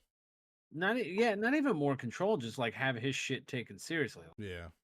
They did mention that he wanted to buy UFC, and even to this day, Vince was like, "Oh, I just don't think it was a good idea because, once a fighter loses, like we can't use him." And I'm like, that's not necessarily true. Like, but that was because the UFC didn't fit in the model of what Vince McMahon saw as a business plan. Right. Because he did it with the he was doing it with the XFL. He was doing it with the Bodybuilding Federation. Oh my god, yeah, I forgot. He would make characters out of the people, out of the athlete. Right. And I don't think he couldn't see a way to make characters out of the UFC fighters. Well, that blew up in his face. Yeah. Yeah. So no, because thank God he didn't. Well, I think if he would have been under Vince McMahon. Well, I think the thing was, if it was under Shane McMahon, it could have been okay. A legit business, but no. Yeah, like we need it for WCW. I want you to stab me. I want you to stab me right in the chest. Yeah, that was a crazy fucking story. No, because that man's weird. And spoilers for if you haven't watched it, we're going to be talking about 6 episodes. I just happened to be off on Friday, so I blew through. I think I'm like 4 in. I had plans that got canceled, so I just said, "Man, fuck it, I'll just bunch of episodes." Like I just work at a job where I can watch it. Yeah, and I do too. I was off that day, and I was like, "Oh, fuck it, sit down." But thing is, the doc was okay. I feel like it's better for people who don't know like deep wrestling lore to hear these stories and just witness the bullshit that is Vince McMahon. I think if you like documentaries, I don't know why I couldn't say that word in my brain. I think if you're a fan of that type of content, I think this is fascinating to watch because of how much of a character he is as a human being that goes into that. It is funny because I'm so used to seeing like documentaries where they're not using specific language, and like to hear well, no, but just like fuck, like saying like hearing Vince say fuck him, and I was just like, oh, like usually talking, yeah, like a normal person, like he's just shooting the shit and whatever, and like hearing all these guys be able to say things and it's not like bleeped out or anything. I was like, oh shit, I'm not watching one of the WWE documentaries, Netflix one. Yeah, actually talking like human beings. There are some things that I wish were cut out. Like certain people, like didn't need to be there. Like Dave Meltzer. Didn't need Dwayne. Didn't need Cody. Didn't need John Cena. Those 3 people could have been cut out of that documentary and nothing would have changed. John Cena basically was there to give his whole backstory of, oh, I sucked in the ring. They didn't give me a chance until Stephanie heard me rap in the back of the bus. Which we've all heard that story. It's the same story. Cool. I mean, it's kind of similar to what The Rock's whole bit was too. I know. That's what I'm saying. He could have went too. Cody Rhodes. The only reason he was brought in because Dusty's name was mentioned in the beginning, which even that I don't believe, because it's just what was it? Vince saying when he was buying up the territories, he was gonna have Dusty. He was gonna build the company around Dusty. I don't believe that. Right. You're telling me he couldn't? Dusty couldn't cut it. Well, it wasn't even that he couldn't cut it. It was, I think Dusty saw if this blew up, it backfires on him and he's fucked. So yeah, he worded it in a way that didn't make Dusty sound like a failure, but more so that he cautious. Yeah, like Dusty wasn't fully bought in, or something along the lines of that, where the talent was there and everything was great, and he had a great appreciation for Dusty, which I do think is true. Obviously, like the past of him and the polka dots and all that shit, Virgil and blah blah blah blah blah, all that shit that happened in the past. But I think obviously towards the end of everything, they mended the fences, whatever. But yeah, so yeah, there were certain things that could have done without. But it would have been interesting to get. The Hulk Hogan is like crazy. Yeah. Some other perspectives would have been interesting. I don't know who those like. I don't have anybody picked in my brain where it's like, oh, I wish this person. But just like some more, like we were saying before, like Tony Atlas was there and kind of a neutral party in the sense of like there were things that he praised about Vince and things that he shit on Vince and WWE. Brett was kind of the same way. There were things that Brett was like, yeah, this was great, and which is well, fuck. I this. was surprised by that, because I definitely thought Brett was going to come in and be the just fuck all this, Brett is mellowed out, except Well, in yeah. some aspects. Yeah, they If weren't you don't talking about mention Bill Bill, Goldberg. yeah. Yeah. If it's not Bill Goldberg, he is mellowed out. But I'm like, it's cool, but I'm like, there are some things that should have been more talked about. Because they really do skip over a lot of things that like are very like sketchy that Vince McMahon is a part of. The Jimmy Snuka thing is something that's like, I feel like that should be more talked about. Yeah. The fucking they have an episode called Screw Jobs, and they bring up what is her name? Wendy Wendy Rick. Richter. Yeah, and they Yeah. don't bring up the moolah thing. Yeah. So it's like it's an open door right there. Yeah. And it's like, we'll just not talk about that. Well, I think in that case, the moolah thing wasn't necessarily like a Vince. Vince thing. Because they're talking about 'Cause wrestling she at was the doing time. that beforehand. Yeah. Oh yeah. She Because it was doesn't doing feel like that a before she Vince was thing associated. to Yeah. some degrees. Sometimes it just feels like a rise of WWE. And then it just teeters off into Vince was doing this, Vince was doing that, and then it plummets to look at all the weird shit he was a part of. Look at all the weird shit he was Yeah, doing. I kind of liked some of the formatting of like this era. It started the pre-WrestleMania era. That was like getting a feel for how the company was and his relationship with that and yada yada. And then it turned into I bought out my dad and now I'm doing Mania. And then it was, I think, was it the first episode ended with WrestleMania 1? And then the next episode started with WrestleMania 2, and then they just started kind of talking about showing like WrestleMania. how he had a feel for like he wanted wrestling. He wanted to get into the mainstream by any means, so you start working with what was it? Not Letterman. No, I think it was Letterman. It was Letterman. Yeah. Yeah. Oh, because they were having the baby, and he had wrestlers on there. Yeah. And So it's like it worked out perfectly for him. But yeah, he was some like things he says is like contradictory of. It's like you see that sometimes he's a living contradiction, like with the WCW thing, where he tries to paint it as WWE being the sympathetic, oh, Turner's the big bad billionaire buying all our talent. Oh, because that's what he was doing to the territories before. That's what the Yeah. interview was bringing. And I'm they like, asked him, yeah. you're like, but it was different when I did. It was competition, and it's like, That's what it is now. once you see what Turner was doing, company, like, well, yeah, but like he flat out Something along like, the lines of he wasn't trying to put the territories out of business. It was just competition. But Turner was actively and stated, I guess, that he was trying to put him out of business. but To then which I'm he like, if you also, want to be semantics about it, yes, Turner did mention wanting to put Vince out of business. yeah, but no, what I'm saying But is the you interviewer were asked, putting people out of business. but the interviewer asked him, like, wouldn't Yeah. you also see that as conversation? And he just goes, yeah, Yeah. like flat out, you Oh, can't. yeah. That There's just only makes you so seem like much a bullshit giant you can hypocrite. bullshit. Yeah. And it's just like, But apparently there were stories coming out that Heyman was around to remind Vince of of things that happened. well, if you remember, he cut in. There's a part where he cuts in, and you can hear Heyman in the back. What was it? Oh, they were. It was about Sable because Okay. they were like, oh, um, there was a thing going around where fair with Sable because it was part of the storyline. Yeah. And you hear Heyman in the background go, storyline. And then Vince He goes, might right, storyline. Like, he might say something that's very incriminating. yeah. But it was just weird things.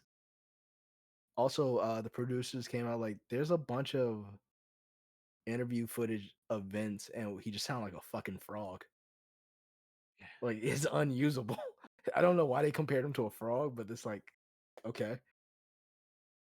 Because when he gets that, like, probably because he was talking so much that he would get that, like, Boy.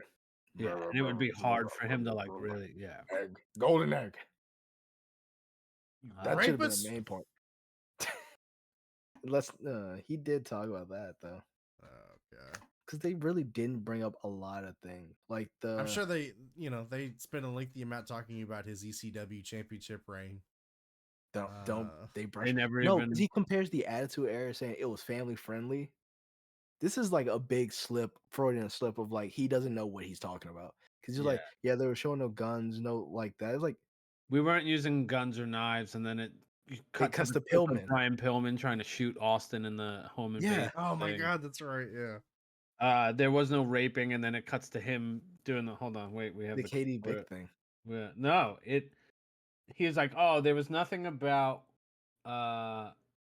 rape in it, and then it cuts to him going, "Come on out, you rapist!" Oh yeah, and it was like, oh yeah, and then there was one other thing he was like, and then there was this and to that, like an example of that actually happening. It's like this guy lies like Hulk Hogan. Top two liars in it. I top mean, three liars in the industry I feel are like all in the. part of it is he is, however old he is. Yeah, he's like definitely starting to go. Whereas Hogan, I think, is just habitual. I mean, this is a guy who claimed he worked 400 days in a year because he was traveling back and forth to fucking Japan. So the time difference made it an extra day here and there. Oh yeah, so they did that with the Hogan cut to fucking Dave Meltzer is the funniest thing in the world. Like, about fucking Mr. Fact Check himself. Yeah, because they're talking about the fucking Andre 93,000 people, and he was like, it was 78,000, and I'm like, but and to be fair, because they even said they were like, I don't know if anybody will ever know the true number. Yeah, he was like, I don't think they've said it so much that they believe it themselves. So and then it was like no one had ever first time slammed they Andre. And he's like, yeah, like he's been slammed a bunch of, including by Hogan multiple times. Andre had never lost a match. It's like it shows that like Andre lost a battle royale and he lost like a bunch lost of 27 matches before this. Which I would give. I would understand if the only match you lost is a battle royale. I would say they you've also never said lost. he hadn't lost in 15 years. Yeah. Yeah. So like, they didn't say he was like never defeated ever.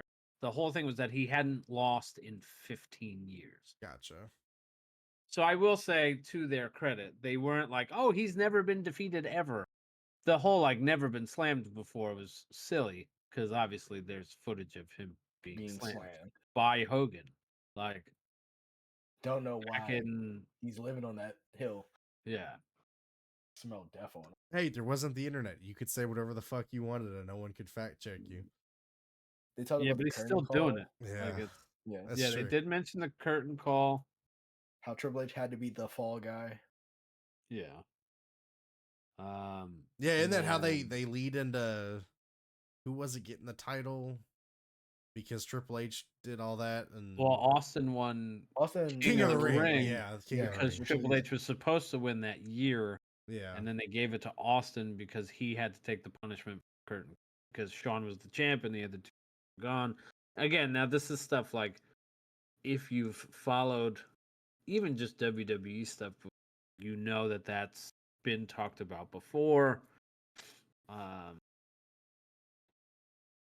They touched on Owen and the accident with that. Chris Benoit. They did touch on Chris Benoit, which was, obviously. And I know I said his name. Actually, thinking about it, it was someone. No, it's crazy because someone on like the wrestling Reddit, Squared Circle, found like an old DVD and was like, "Hey, whose autograph is this on the cover?" It's like an ECW DVD. It's like it's Chris Benoit. Like, fuck. And I kept seeing I kept seeing Scott Hall's picture where it was him, Chris Benoit, and Undertaker, and it was me, the Dead Man, and Undertaker. Yeah, and I was like, God damn! Now it's two Dead Man and the Undertaker. So that was interesting too because obviously they went full on persona non grata when it came to Benoit after it came out, which anybody's still faulting WWE for not mentioning him anymore is fucking dumb. Yeah. You can't be associated with something like and the guy's name, by the way, is Christopher. That's the guy funny that who none of used that to came wrestle through. for them. Christopher Nowinski is the name of the guy who did all the research after he left WWE because he had the concussions. Yeah. So they did talk on that. They did interview him that part of the documentary, Benoit stuff.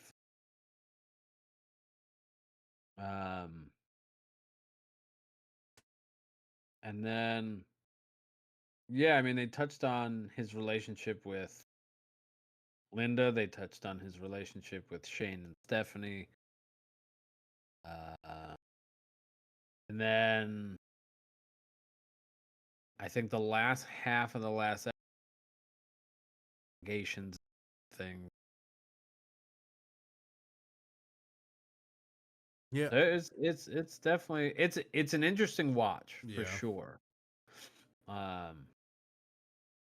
Yeah, I say I'm where did I stop? So I haven't gotten to the Chris Benoit stuff yet. I'm at the steroid epidemic. Okay. Where him like getting in trouble for where the second time where he like I guess they went undercover and caught him giving the steroids or some shit, or not him giving it, but like that was the thing. Even Meltzer has to like Vince should have never been indicted for that. Yeah, he was never going to get charged because it was never Vince was giving people stuff. Even Brett, who is like the most like blunt, he'll say something he doesn't care. It's like Vince never said people take steroids.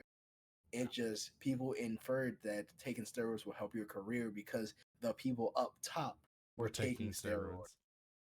Because you had Warrior, you had Hogan, you had all these people jacked on roids. So it's like, wait, Ultimate Warrior wasn't natural? Yeah. So like, okay, he didn't do it per se, and even Vince like, well, steroids were legal back then.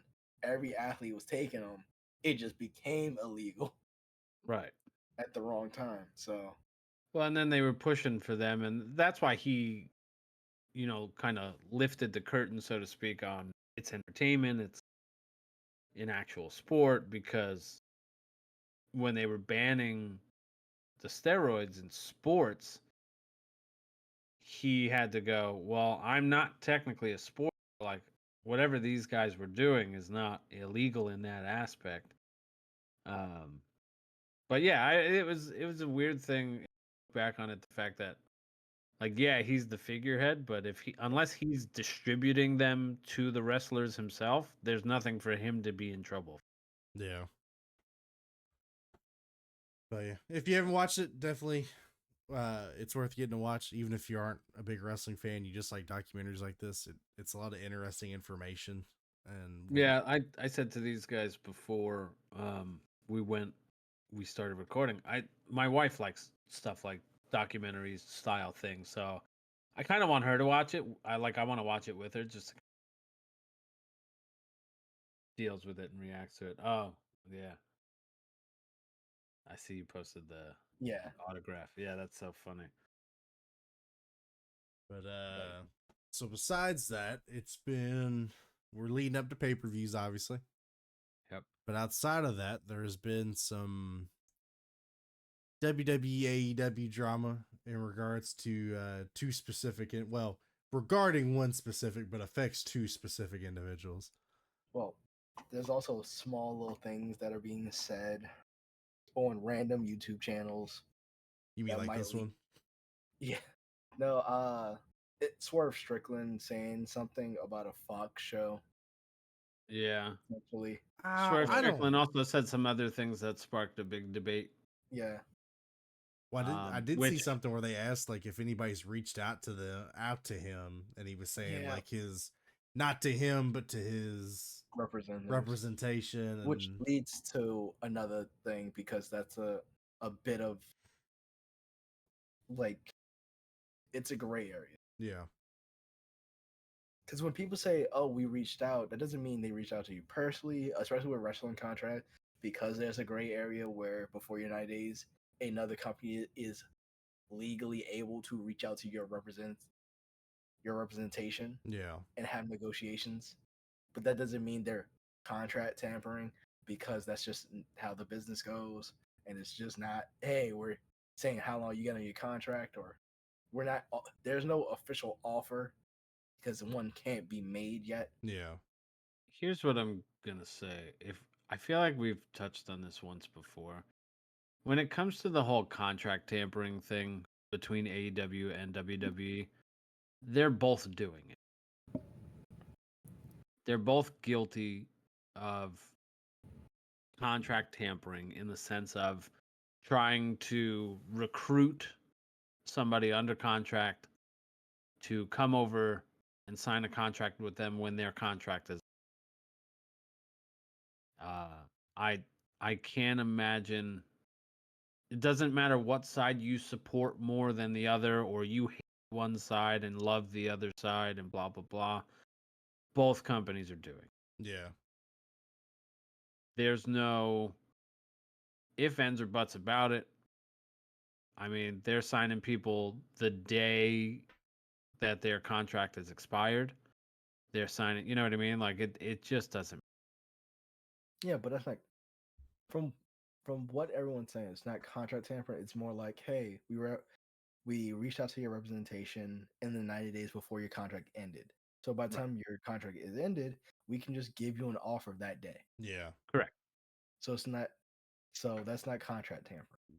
Because I feel like contract tampering, I'd have to look up the actual legal definition, but I feel like that's more of a, hey, get yourself released or fucking do something, blah, Oh, blah, it's blah, blah, any blah. official offer made by another company while you're under Right. contract. Which they're not making official offers. They might That's be what talking, loosely I'm about things, but I can't you can't. imagine that.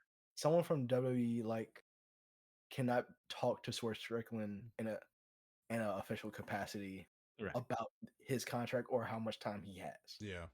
Right. William Regal right now could not call Swerve and ask him anything about his contract Correct. or being in AEW or anything like that. But if, let's say, Prince Nana is his representation in reality, Yeah. I hope he if is. he was about to, his contract was about to end, and William Regal talked to Nana about it, it would be perfectly fine. Saying, Correct. hey, how's he feeling about so and so? Which makes Like, sense. hey, I mean, that on a business side would we're not make saying we're sense. Yeah. yeah, we're not offering, no one's offering a contract, but hey, these are the things that's going on. Well, because also nobody re-signs the day their contract expires. They Exactly. usually have an agreement to re-sign prior to the expiration of a contract. Yeah. Even if they Exactly. re-signed the day of, they've been talking about it well before. Yeah. Yes. So that's I don't know what weird bubble people seem to think that they live in, that things don't work in human capacity. It's just a weird thing, and everybody's up in arms about it. We can just talk about it.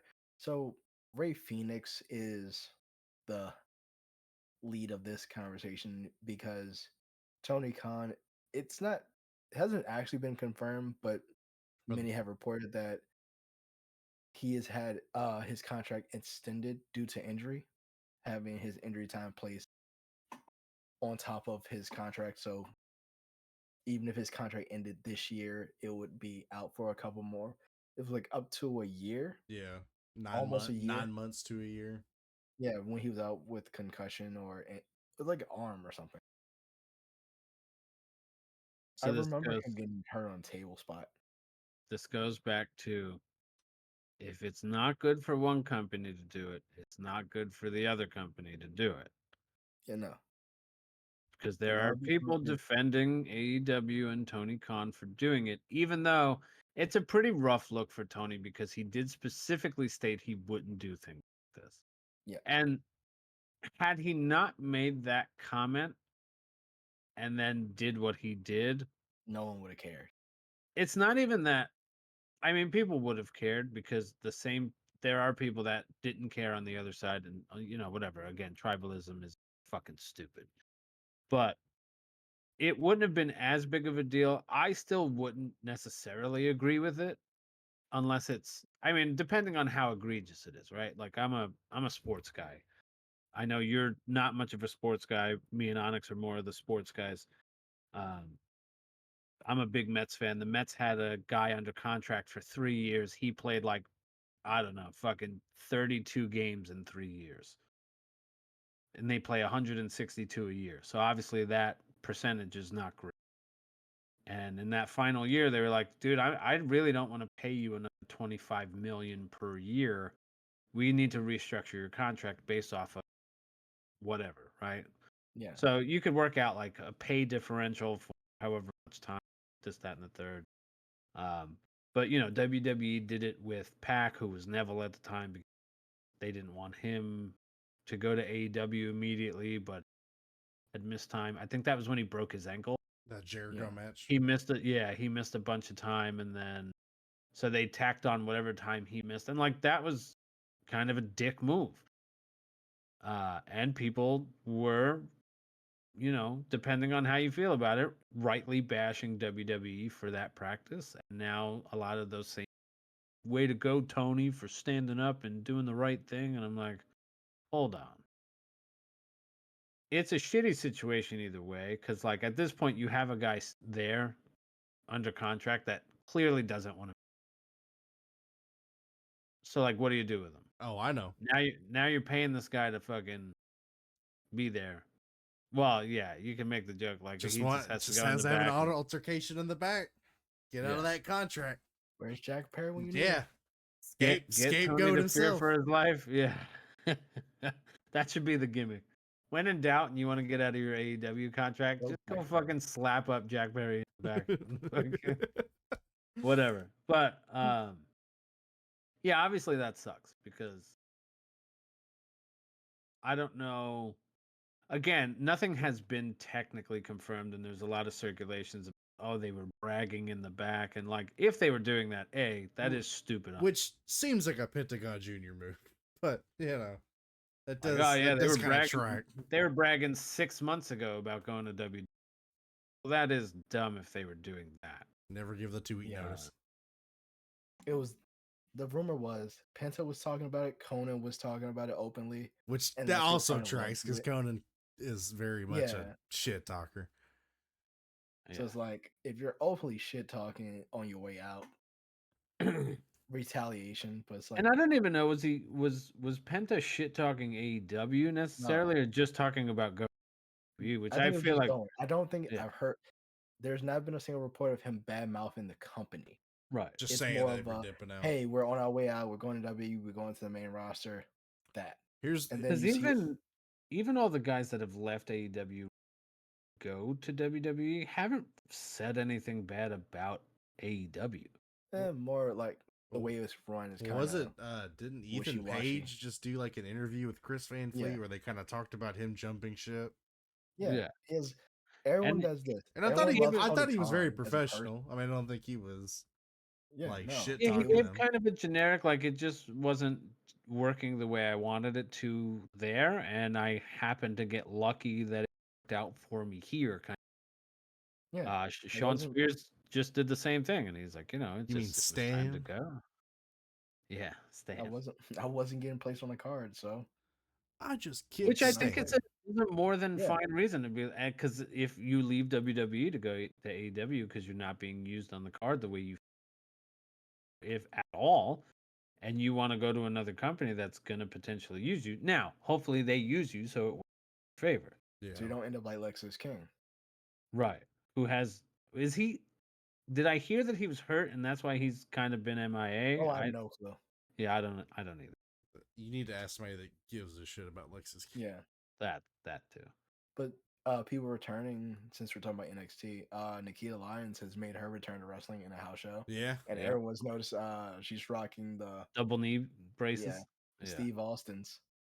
Oh, really? That's crazy. Yeah. What was her injury? She blew out. I don't remember what in her knee. Yeah. So her one knee went out, and when she came back, she blew the other one out. She fucking I think like 2 matches in or some shit. Jeez. Like she wasn't back for very long. Yeah, and Dakota Kai or like Tegan Nox both had similar things Nox. where Tegan Nox was the one who like blew out her both her Dakota Kai's just been getting shit on by fans because she has been hurt. a decent amount of times. I don't remember what her issue, like what her if it's her knee or something. I don't Oh, know. she get re-injured? I didn't notice. Well, it's been Io and Kyrie pretty much on their own in tag matches without Dakota for the last like month or so. Yeah. Yeah. So whatever happened to Dakota, I'm 100% sure. But everybody's like, oh, she gets hurt all the time. Just fucking cut her. And I'm like, it's not like her fault for getting hurt. Like that, these are accidents that happen. Part of the This job isn't description. fucking right. This isn't ballet, and even then, ballet, ballerinas and shit can get hurt by doing shit. Considering some of these motherfuckers would be out of breath getting out of their fucking chair. Right. So she tore her ACL and meniscus in January of 2023. Oh, gosh. Then she injured her leg again in 2024. Dakota? No, Nikita. Nikita, okay. What a lovely woman. So. Oh, yeah. Respectfully. I put respect on it. On that note. And a knockout the park. With all due respect. I'm sorry. No. So. No, I don't even got me off guard with that one, I'll be honest. Sorry, I'm quoting a fucking announcer talking about LeBron James' wife. Oh my god. Where he said, like, yeah, and I knock her out the park. With all due respect. Turn the phone off, Oos. Why is he gritting like that? Oh, she moaning like she wants it. This ain't even PG. Oh god. Fucking R-Truth is amazing. We don't deserve R-Truth. Come back. No. Yeah, it does not want to focus. I know what I'm getting you for Christmas. What? Well, that I guess that too, apparently. And a camera that autofocuses. There it is. It's supposed to autofocus. I don't know what the issue. Yeah, whatever fucking Circuit City you bought that from, it was lying to you. Bro, I would kill to have an actual Circuit. Sorry, sorry, your Circuit City mic cut out. A circuit what? What?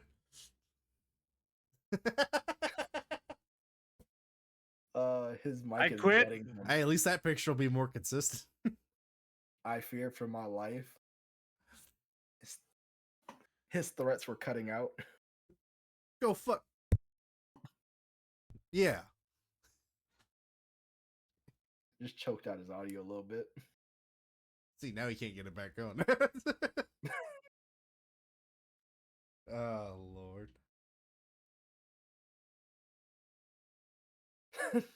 What's funny is we don't know if that's a joke or if that's just your mic. That's the funniest part about it. We just don't know.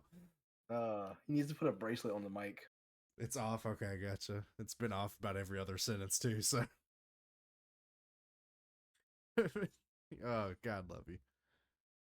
You know, I can hear me just fine. That's good. As long as you can hear yourself, you know? I can hear the voices in my head. So transition into current stuff that's going on, mainly WWE stuff, because I ain't watched shit worth AEW. I barely watched WWE stuff with the fact they had to pay out to a 15-year grudge match. Is it a payout? Yeah. Oh yeah. For those that didn't know, All Us got to go watch AEW live. Yeah, he switched sides now. Now I'm just the WWE guy. But he got to go see a house show. What was it? You said it was both. It was Rampage and it was Dynamite, and then they taped. So every time they do Dynamite, they tape Rampage. Yep. Gotcha. Dynamite was mostly fun. Rampage was not, and I think part of it too. You know, I'm getting up there in age. So it gets rough because you're like, all right, man, I'm kind of tired, and now I got an hour of a show that they're taping that they clearly don't care about. I'll be honest with you. That's the gist I get from it, even just watching it. And you're the AEW guy. You know they don't give a shit about. It was fun. I did say, I guess this is a well-known thing. I didn't know. So Tony came out prior to Dynamite starting, which was cool. Addressed the crowd, talked to the crowd, did stuff, whatever. Tony came out after Dynamite and then before Rampage, and then came out at the end of Rampage. So he came out 3 times to talk to the crowd. It wasn't on TV. But it was cool to have him just kind of bullshit with the crowd for a couple minutes and get everybody hyped up and do whatever. He did state that he's going to come back to the area. It's really funny because he came to where I currently live, and then the next week he was in my hometown. Oh, huh. Could have seen So two shows. He was in PA here, and then he was in Queens the next week for they just did Grand Slam in Queens. Yep. But yeah, It was a good time. I mean, other than my clearly not $75 hoodie, it was a good time though. I enjoyed it, and I would definitely go again. Shout out to the awkward moment I had with Mark Quinn of Private Party. That was kind of funny because you could tell he clearly did not want people around him as he was preparing to attack Moxley from the crowd. Really helps when there's no crowd members around. Really. I went up, in between, commercial break. I went up to go get some food. I come up. I had great seats, by the way. I did make it on camera a couple times. It was a fun time. I went up to go grab something to eat, and I come through the curtain, and there's just like 3 big ass security guards, and then this dude who's like my height just standing there, and I'm like, okay. I thought the dude at first I was like, oh, this motherfucker's in trouble. Like, I wonder what happened. Like, yeah, he was the trouble. And then my buddy looks at me and he goes, "Isn't that the guy from Private Party?" And I had to like look back, and because I didn't really look at him, so it didn't register in my brain that was Mark Quinn. And then I went, "Oh shit, okay, yeah, that was him." So that was a funny moment. I was like, well. Moxley, they announced Moxley was coming out next, so I guess he's about to get fucking jumped in the crowd, and that's exactly what happened. Mark Quinn jumped on Claudio like 3 feet from time. But the show was fun. Good. Crowd, the card wasn't what I had hoped for. There were some key people just not there, and a lot of people that didn't have match, like even the people that did show up, like no Adam Page match. None of the guys from Blackpool Combat Club had a match except for Yuta had a match for Rampage, but it was like a kind of a fucking squash match. No House of Black. Yeah, so but it was still fun. I enjoyed it, and I look forward to going next time they're back. I definitely recommend it if you haven't been to one of their shows before. It is a fun time. Yeah, I have to, because I did regret not doing TNA when they came through for their pay-per-view, especially considering. And that was a fun pay-per-view. Yeah, no, it's I have a buddy that I work with now that said when they come back that him and I are gonna go sit through and watch it, because I hate that I missed the Joe Hendry Hardy's collab that was fucking great. I saw it. I got up that next morning and saw it. I go, God damn it! I should have went. Like, I should have went. That was me earlier this year, I think. Either Raw or SmackDown. I think it was SmackDown was over here as well, and my cousin had tickets and posted like on Facebook that morning. It was like, "Oh, who wants to go to SmackDown?" And I was like, "Oh, I should go." And then I was like, "No, I got to take care of some things. Like, I'm not gonna." And then SmackDown was like phenomenal, and I'm like, "Oh, fuck you!" Like, I fuck it. But to switch over to kind of some live stuff, obviously, we have a new Intercontinental Champion. Only 51 days after the last new Intercontinental Champion. Not that bad. It's not. We'll get into this. So Jey Uso has won the Intercontinental Champion, and not that I don't think deserves it. I think he does deserve it. He's a workhorse for the company right now. is very much over in the hearts of the people and Rhea Ripley, apparently. I will say I don't like their dramatic heel to face switch. I still wish it was kind of like, not that they were bad guys, but like not immediately just like super baby face. Although I know the crowd sees them that way. I was gonna say Rhea's been over for ever.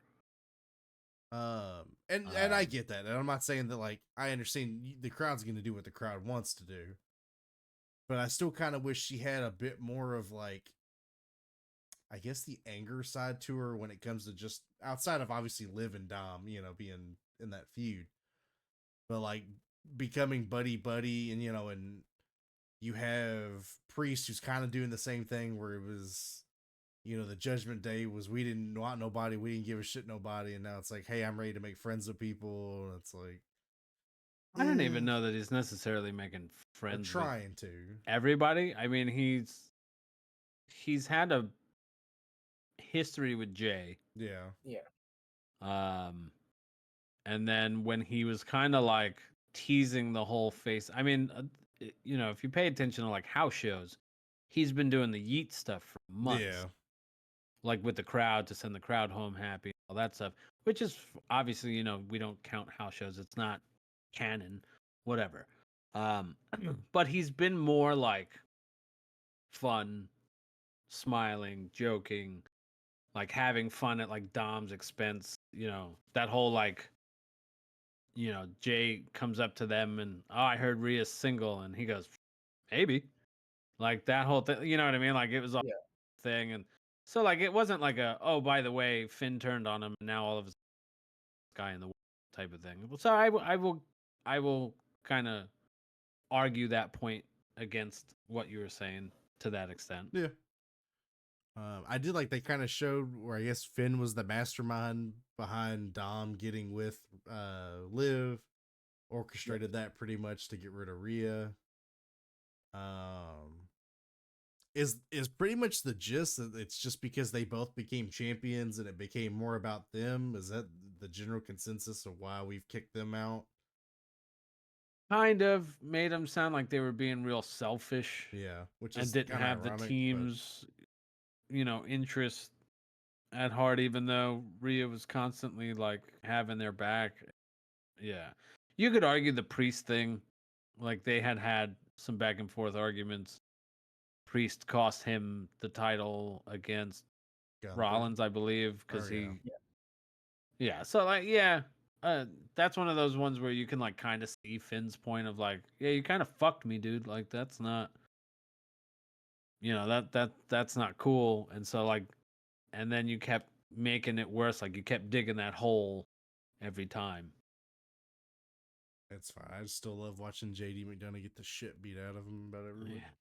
He sells like a motherfucker. Yeah, he sure does. I meant to ask this, when the Lucha Brothers come to WWE, how long before they're in the LWO? Immediately. Yeah. Just throw them in there. Hey, we saw Dragon Lee again for the first time in like fucking months. Had a big entrance too. Yeah, and won. Like they really kind of propped him up for that.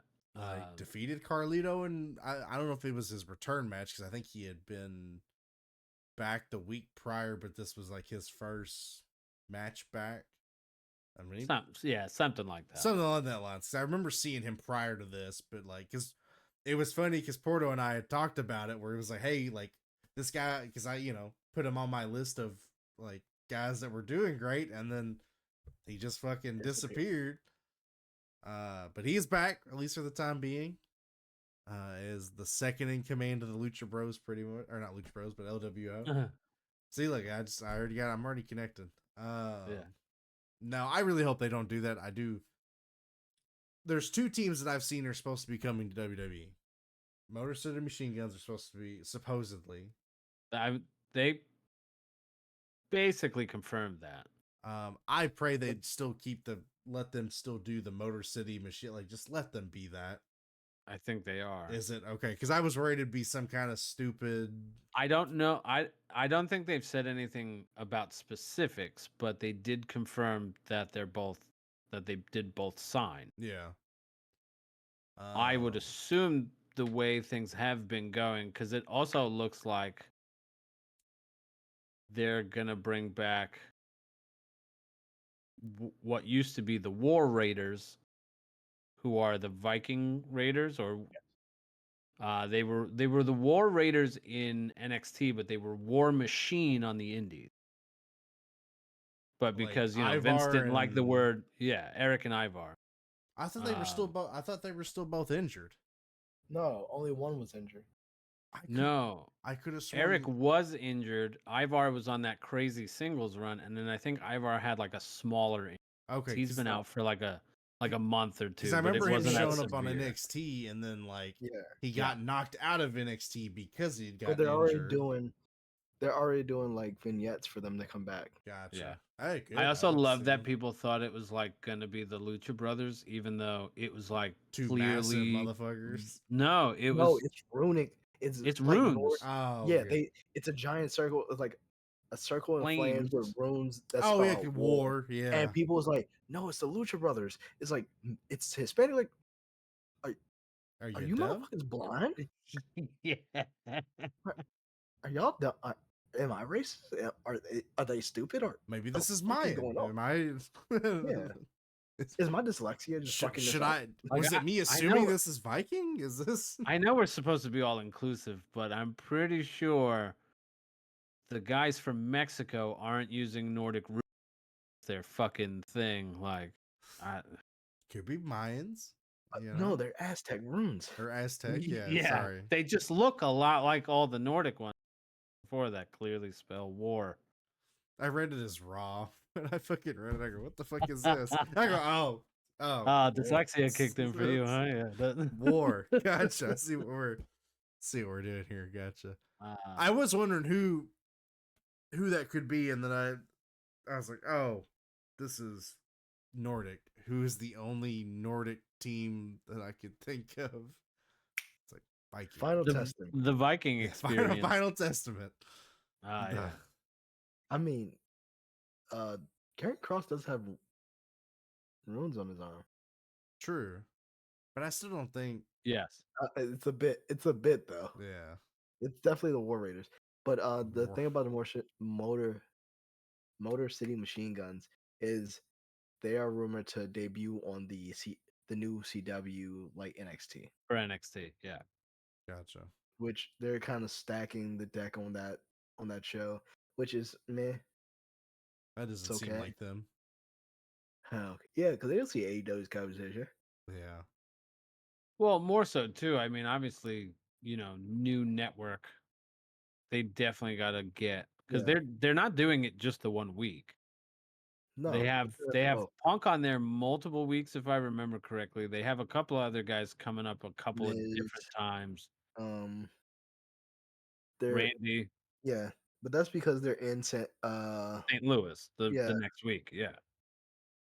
But they introduced that Stephanie Vaquer is going to be the one challenging the winner of Julia and Roxanne Perez.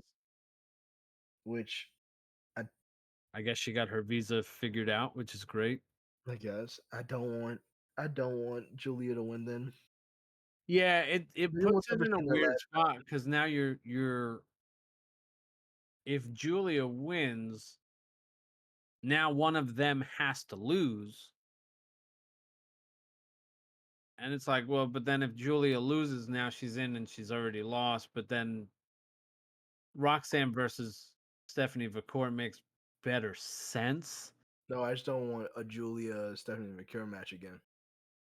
That's point blank. Period. If you've seen their last match, it's not great. It's not a great match. Yeah, they just didn't mesh, right? I didn't watch the match, but I had heard enough about the match to make me not want. It's a fucking train. It's a train wreck of a match. It's a Mercedes Moné match. Yeah, it's the Mercedes. It's the same kind of complaint that Mercedes and Britt got from All In. Right. Gotcha. It's just fucking hard to watch, and you expect better from both of them. Yeah. I do have one complaint about Julia's presentation, and this might sound weird coming from me, but I'm gonna need her to appropriate my culture again. Fuck that whole long hair whippy. Fuck that hairdo. Julia needs to bring back them braids. Fair enough. I'm sorry. It just Julia. Whenever I see her and she doesn't have braids, it looks weird to me. Yeah. And I don't like the WWE style of like all the women have to look the same. Yeah. Give her those braids. Like give her a little bit extra that makes her look different from everybody else on that roster. Even if you add the main roster too. Yeah. To pivot back to the main roster, when do we think Xavier Woods is gonna turn on Kofi? Never. Don't think There's so. never gonna be. There's not gonna be a turn. You just think they're just gonna go their It's gonna be separate a ways? big. No, it's not even that. It's gonna be a Big E segment. They're gonna have that. It's gonna be like on the verge of breaking up, and then that's when Big E comes out. To get them back on track type of thing, and like, Yep. I yeah. still They win understand the why they tag don't let title him be a manager. because he's too busy actually getting like checked every 3 months. Is I it don't think really he that should be traveling. consistent? Is he? Oh, okay. I think he's been saying he's been getting checked, like check out so he can return to the ring. Because I know what he's Yeah. doing the Stem stem cell, Yeah. which from what I saw him say, it's been going well. That's why he's in the process of like getting checked up every few months to see if Yep. he can be back in the ring. I hope so. I miss Big E. Yeah. Yeah, because they keep acting like Xavier. They wanted to give Xavier this fucking singles run, which I mean I wouldn't be against, but I don't think you need to break them up to do that. Because you did it with Kofi for And the. they've stated in the past they don't ever want to like break up in the Yeah. sense of like having a turn on the other type of person. Nobody get Marty Jannetty. Right. I mean, at that point, the only one that could technically be Jannetty is Woods because the other two guys have Yeah. the title. But I mean, Woods is still fairly over, so I don't know that get Jannetty, and he doesn't have the problem that Jannetty has. Yeah. He's trash. Well, he's a trash human being. Yeah. Bring back the Rockers. No. One more run. One more. Never.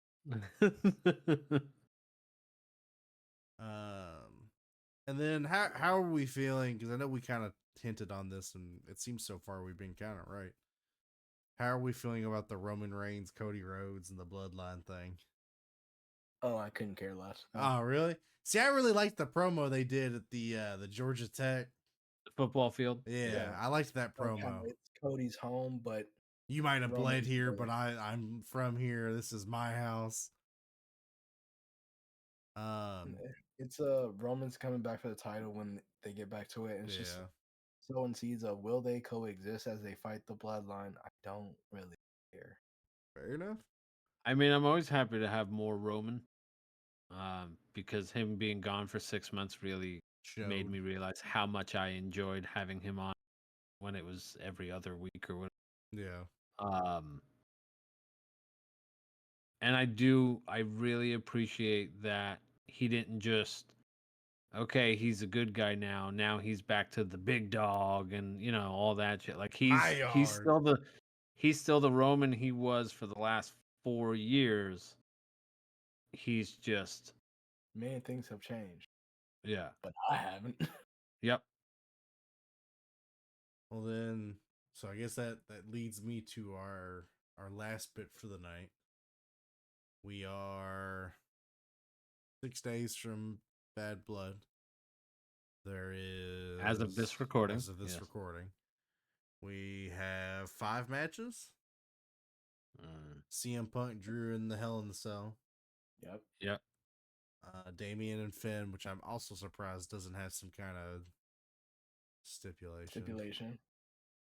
Liv and Rhea versus for the custody of Dominic. Yeah. Fucking suspended in the shark cage. That shit cracks me up. He said, "I don't want to go back." He's gonna drop Liv like a weapon, Probably. and that's how she went. Yeah, it wouldn't surprise me. Cody, some fuckery. Cody Reigns and Sikoa and Fatu. Yep. And then Jax versus Bailey for some reason. Yep. So, what? I could not care about this PLE. You couldn't get Porto's bored out of his fucking mind with this. You couldn't get me to care at fucking about this. But you know what? You know what the thing is, because we were having this conversation before, though. Neither of these PLE / pay-per-views are all that intriguing between AEW and WWE right now. The booking decisions from both companies have been a little weird for the last couple of weeks or so. That I'm just like, at least with AEW, you get the hindsight of we haven't got any real matches confirmed other than the main event of Danielson and Moxley. Right. So you have like 2 weeks of build up for everything. Yeah. And you just have to hope that it's a good build up and not whatever they've been doing. I can probably bet money that this Wednesday for the I hope they don't do this, but I feel like they will. The Ricochet Osprey match will go to a limit draw. And then they'll have the rematch on the pay-per-view. Yep. Yeah, because having it on like just a random Dynamite in Pittsburgh is it's not a random Dynamite. It's for the 5th anniversary. Well, okay, that's fair. I forgot that was the same. Yeah. Yeah. You probably do Takeshita Okada. If you're letting the Will and Ricochet match go to a actual finish, then you do the Okada Takeshita match for Wrestle Dream. Yeah. Let's see. Willow versus Mariah May for the women's championship. Don't see anything with Mercedes right now. And who's doing the tag belts? The fucking what the fuck is that group? FTR. No. Fuck no. No, just an immediate no. Fuck with it. The they Young just got Bucks. recently over. They just what? They recently just got over the 2 fucking young guys. The Guns. The joke is they're not young. The Hardys. Oh, the it's very late. The Overrunners or whatever the fuck they're called. Overrunners. The Outrunners. Yeah. Over-unders. I can see them actually getting the belts. Fuck it, why not? That'd be they are super over. Yes, why not lean into it? Fuck it, why not? Let them do it.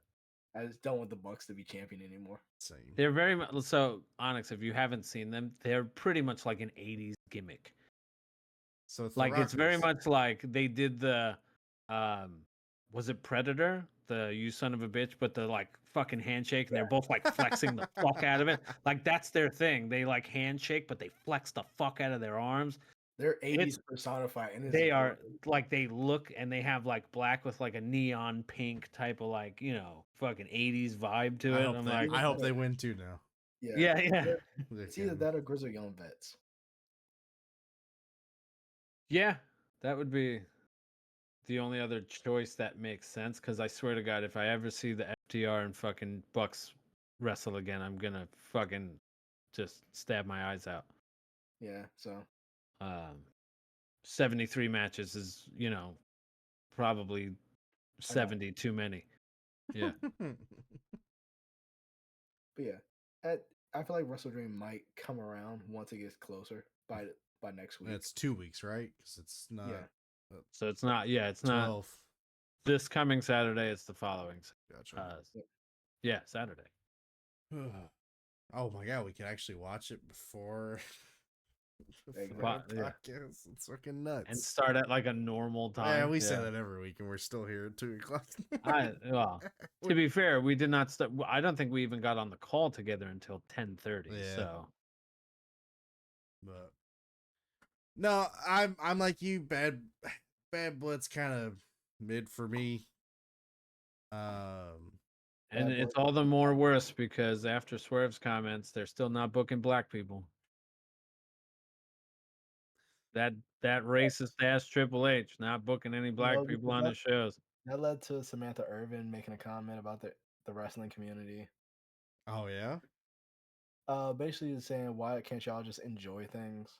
Hell, Which fucking story no, story of my life. she's right, but wrong time to pick it. Yeah. Because Yeah. it stems from the fact that Bianca and Jade are hosting the show. And not. and Your everyone's tag going, champs are not wrestling on the show, which is yeah, also a choice. it's just like everyone question like you're in the base of Atlanta with the most black people ever. And it's like you can't get no black talent on this fucking guard. At least run an NXT show or something. Yeah. So it's But like, but you got I them to host. Why?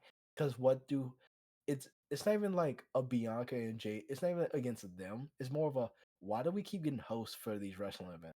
They Yeah, I don't do don't anything. I don't get that one either. having a host for like a SummerSlam or a WrestleMania is No, one thing. unless it's a celebrity and they're doing something throughout the night. I hate every time they say, "Well, the Miz is the host of WrestleMania," or "So and so is the host," and they just show up, say the attendance number, and are in one quick backstage bit. If you're gonna be a host, be there throughout the night. Best host was Snoop Well, they Dogg. did that with Miz, where he was like in the crowd and was like, doing whatever, blah, whatever. That's fine. They could utilize it better, but yeah, I feel like you should reserve that for like your SummerSlam. You don't really need it for a fucking October or late September. No, October. You don't need it for a random October pay-per-view. Like that's not, Just get Snoop especially Dogg. when there's 5 fucking matches. Really wish they would ditch that fucking formula. Get some more matches, or just keep it to a 2-hour show. But I don't fuck. But I do laugh because like a lot of the anti-W, like, yeah, Triple H doesn't book any black people, and I'm like, prior to Swerve, how many black people was AEW booking that you were like, oh yeah, AEW would never do such a thing with Swerve? Like, okay, but think about what happened before Swerve. The Acclaim. Not in a premium Swerve spot. was the tag champion. The Acclaim were pretty They much were pushed. the first 2 years of AEW, not anything of real other than the Acclaimed was in there, Private Party was in there, but they weren't really Scorpio put Sky in. That's fair. He was TNT champion. and tag champion. Yeah. Oh, I forget that he was. Him and I always, Kazarian. my brain always does Kazarian and Daniels together without, and then remember that they kind of split that up a little bit with SCU. SCU? Yeah. Yeah. Daniels was hurt when they got the. Yeah. I'm just saying, like, I'm it's a sorry, weird thing to like. want to burst your bubble on that one. I'm sorry. No, it's Wait, fine. I'm just saying, like, there wasn't a lot of, representation in that sort of manner for a long time. Well, Jade. And it's a weird thing to have like a Jade was your representation actually for a lot of that. yeah. But it's just a weird, I don't know. They have 5 matches on the card, and the only thing I can say is at this point, Carmelo and Andrade would be a good match to have on that card for the 7th match. And then 7 match falls count anywhere. LA Knight's the special guest referee. But I'm trying to think of like who they could put in a spot. Like obviously the tag champs should be on the show. This is now the 2nd or 3rd show that they haven't defended. Where was when did they win them back? I thought they won them back at SummerSlam. The last show, I thought. No, it was Clash at the Castle. No, which would have been the Berlin. That's when. No, they won it back. They won it back after Clash of the Castle. Yeah. No. What show was it though? Berlin. Oh yeah, okay. What was the name of that? Bash in Berlin. Yeah, I kept saying it. Oh, Bash. Yeah. I thought it was crazy. Clash of the Castle was when they won it because when Alba and because Alba's mother had just died. Yeah. And of course they were from Yeah, Glasgow. Yeah, they were from Glasgow. Scotland. Yeah. Scotland. And then Berlin, they won it back.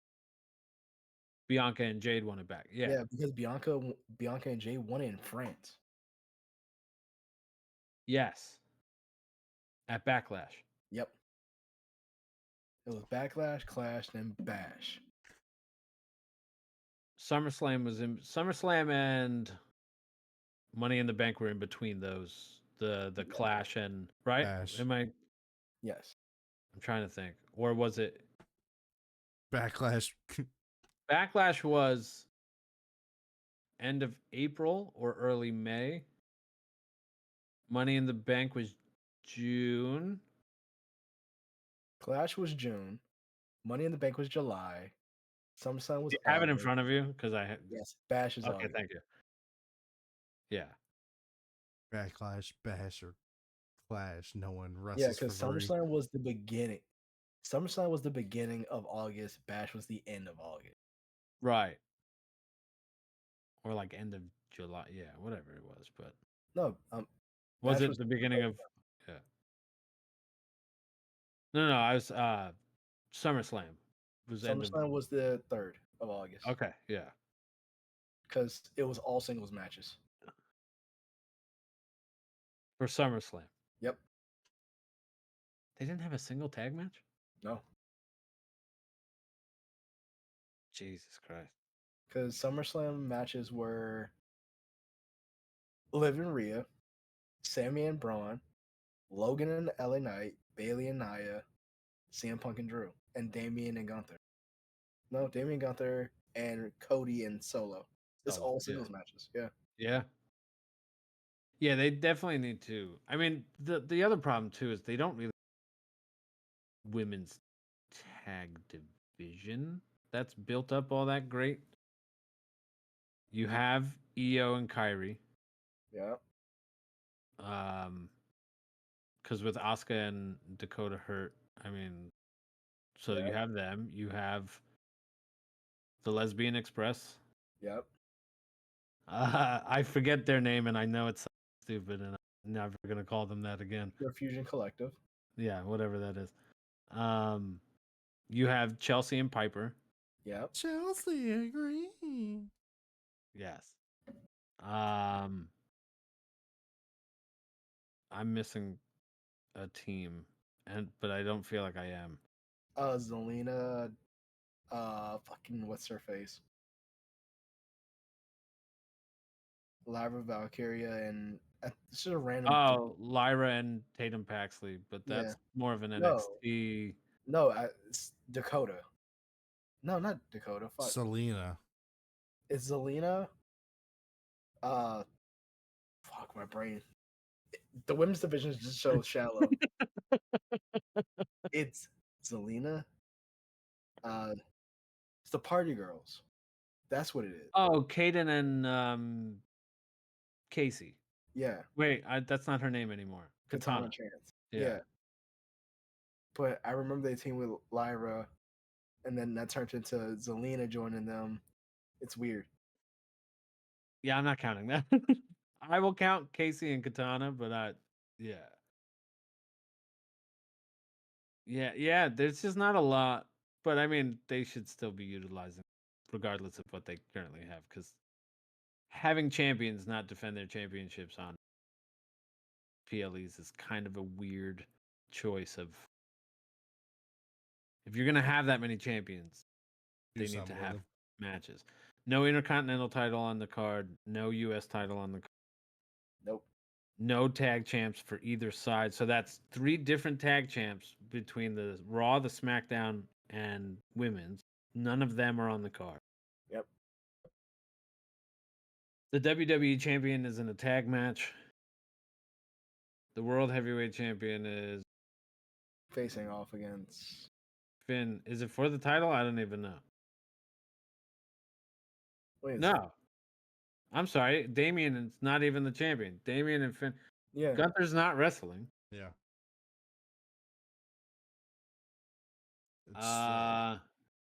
Cody and Reigns versus the Bloodline. CM Punk, Drew Hell in the Cell. The 2 women's singles titles are the only 2 up for grabs. which better than nothing. And then your next pay-per-view is Crown Jewel. Ah, fuck, I forget. You know, we do this every time, but yeah, I forgot. And War Games. Because that's their other pay-per-view. Yep. When is that? Is that end of October or beginning of November? Beginning of November, November 2nd. And then Survivor Series is towards the end of November. The 30th. So the very end of November. And then they have nothing in December because it's just NXT that they... Yep. They have Saturday night main event. But oh, yeah, I forgot they're bringing that back. In New York. But other than that, not really anything too crazy. Well, it sounds like this pay-per-view, the crowd's going to go mild. So, yes. Yeah, this one's not exciting.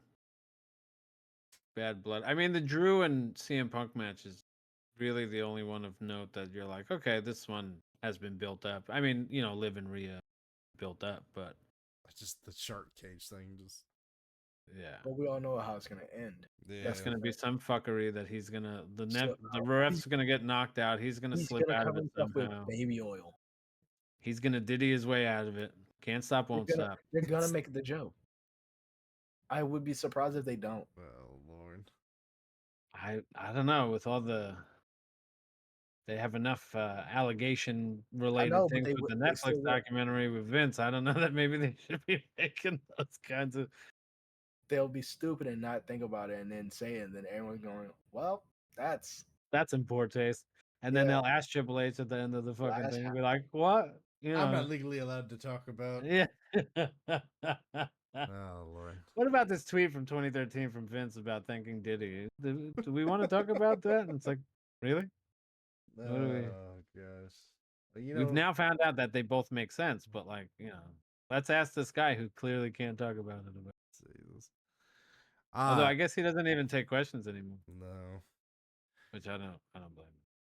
All right, well, that is where we're gonna wrap up for this this episode. Thank you everybody for joining. As always, like, comment, subscribe. Yeah, apologies. We were gone for so long. We'll make a habit of it. Yeah. Next week it'll be a 2-man crew. I will be if anything happens. Yeah, pending me or Porto not coming down with the sickness. Wah! Sorry, couldn't help it. But with that being said, I hope everybody has a good week, and we'll catch you guys on the other side of the ring. Good night.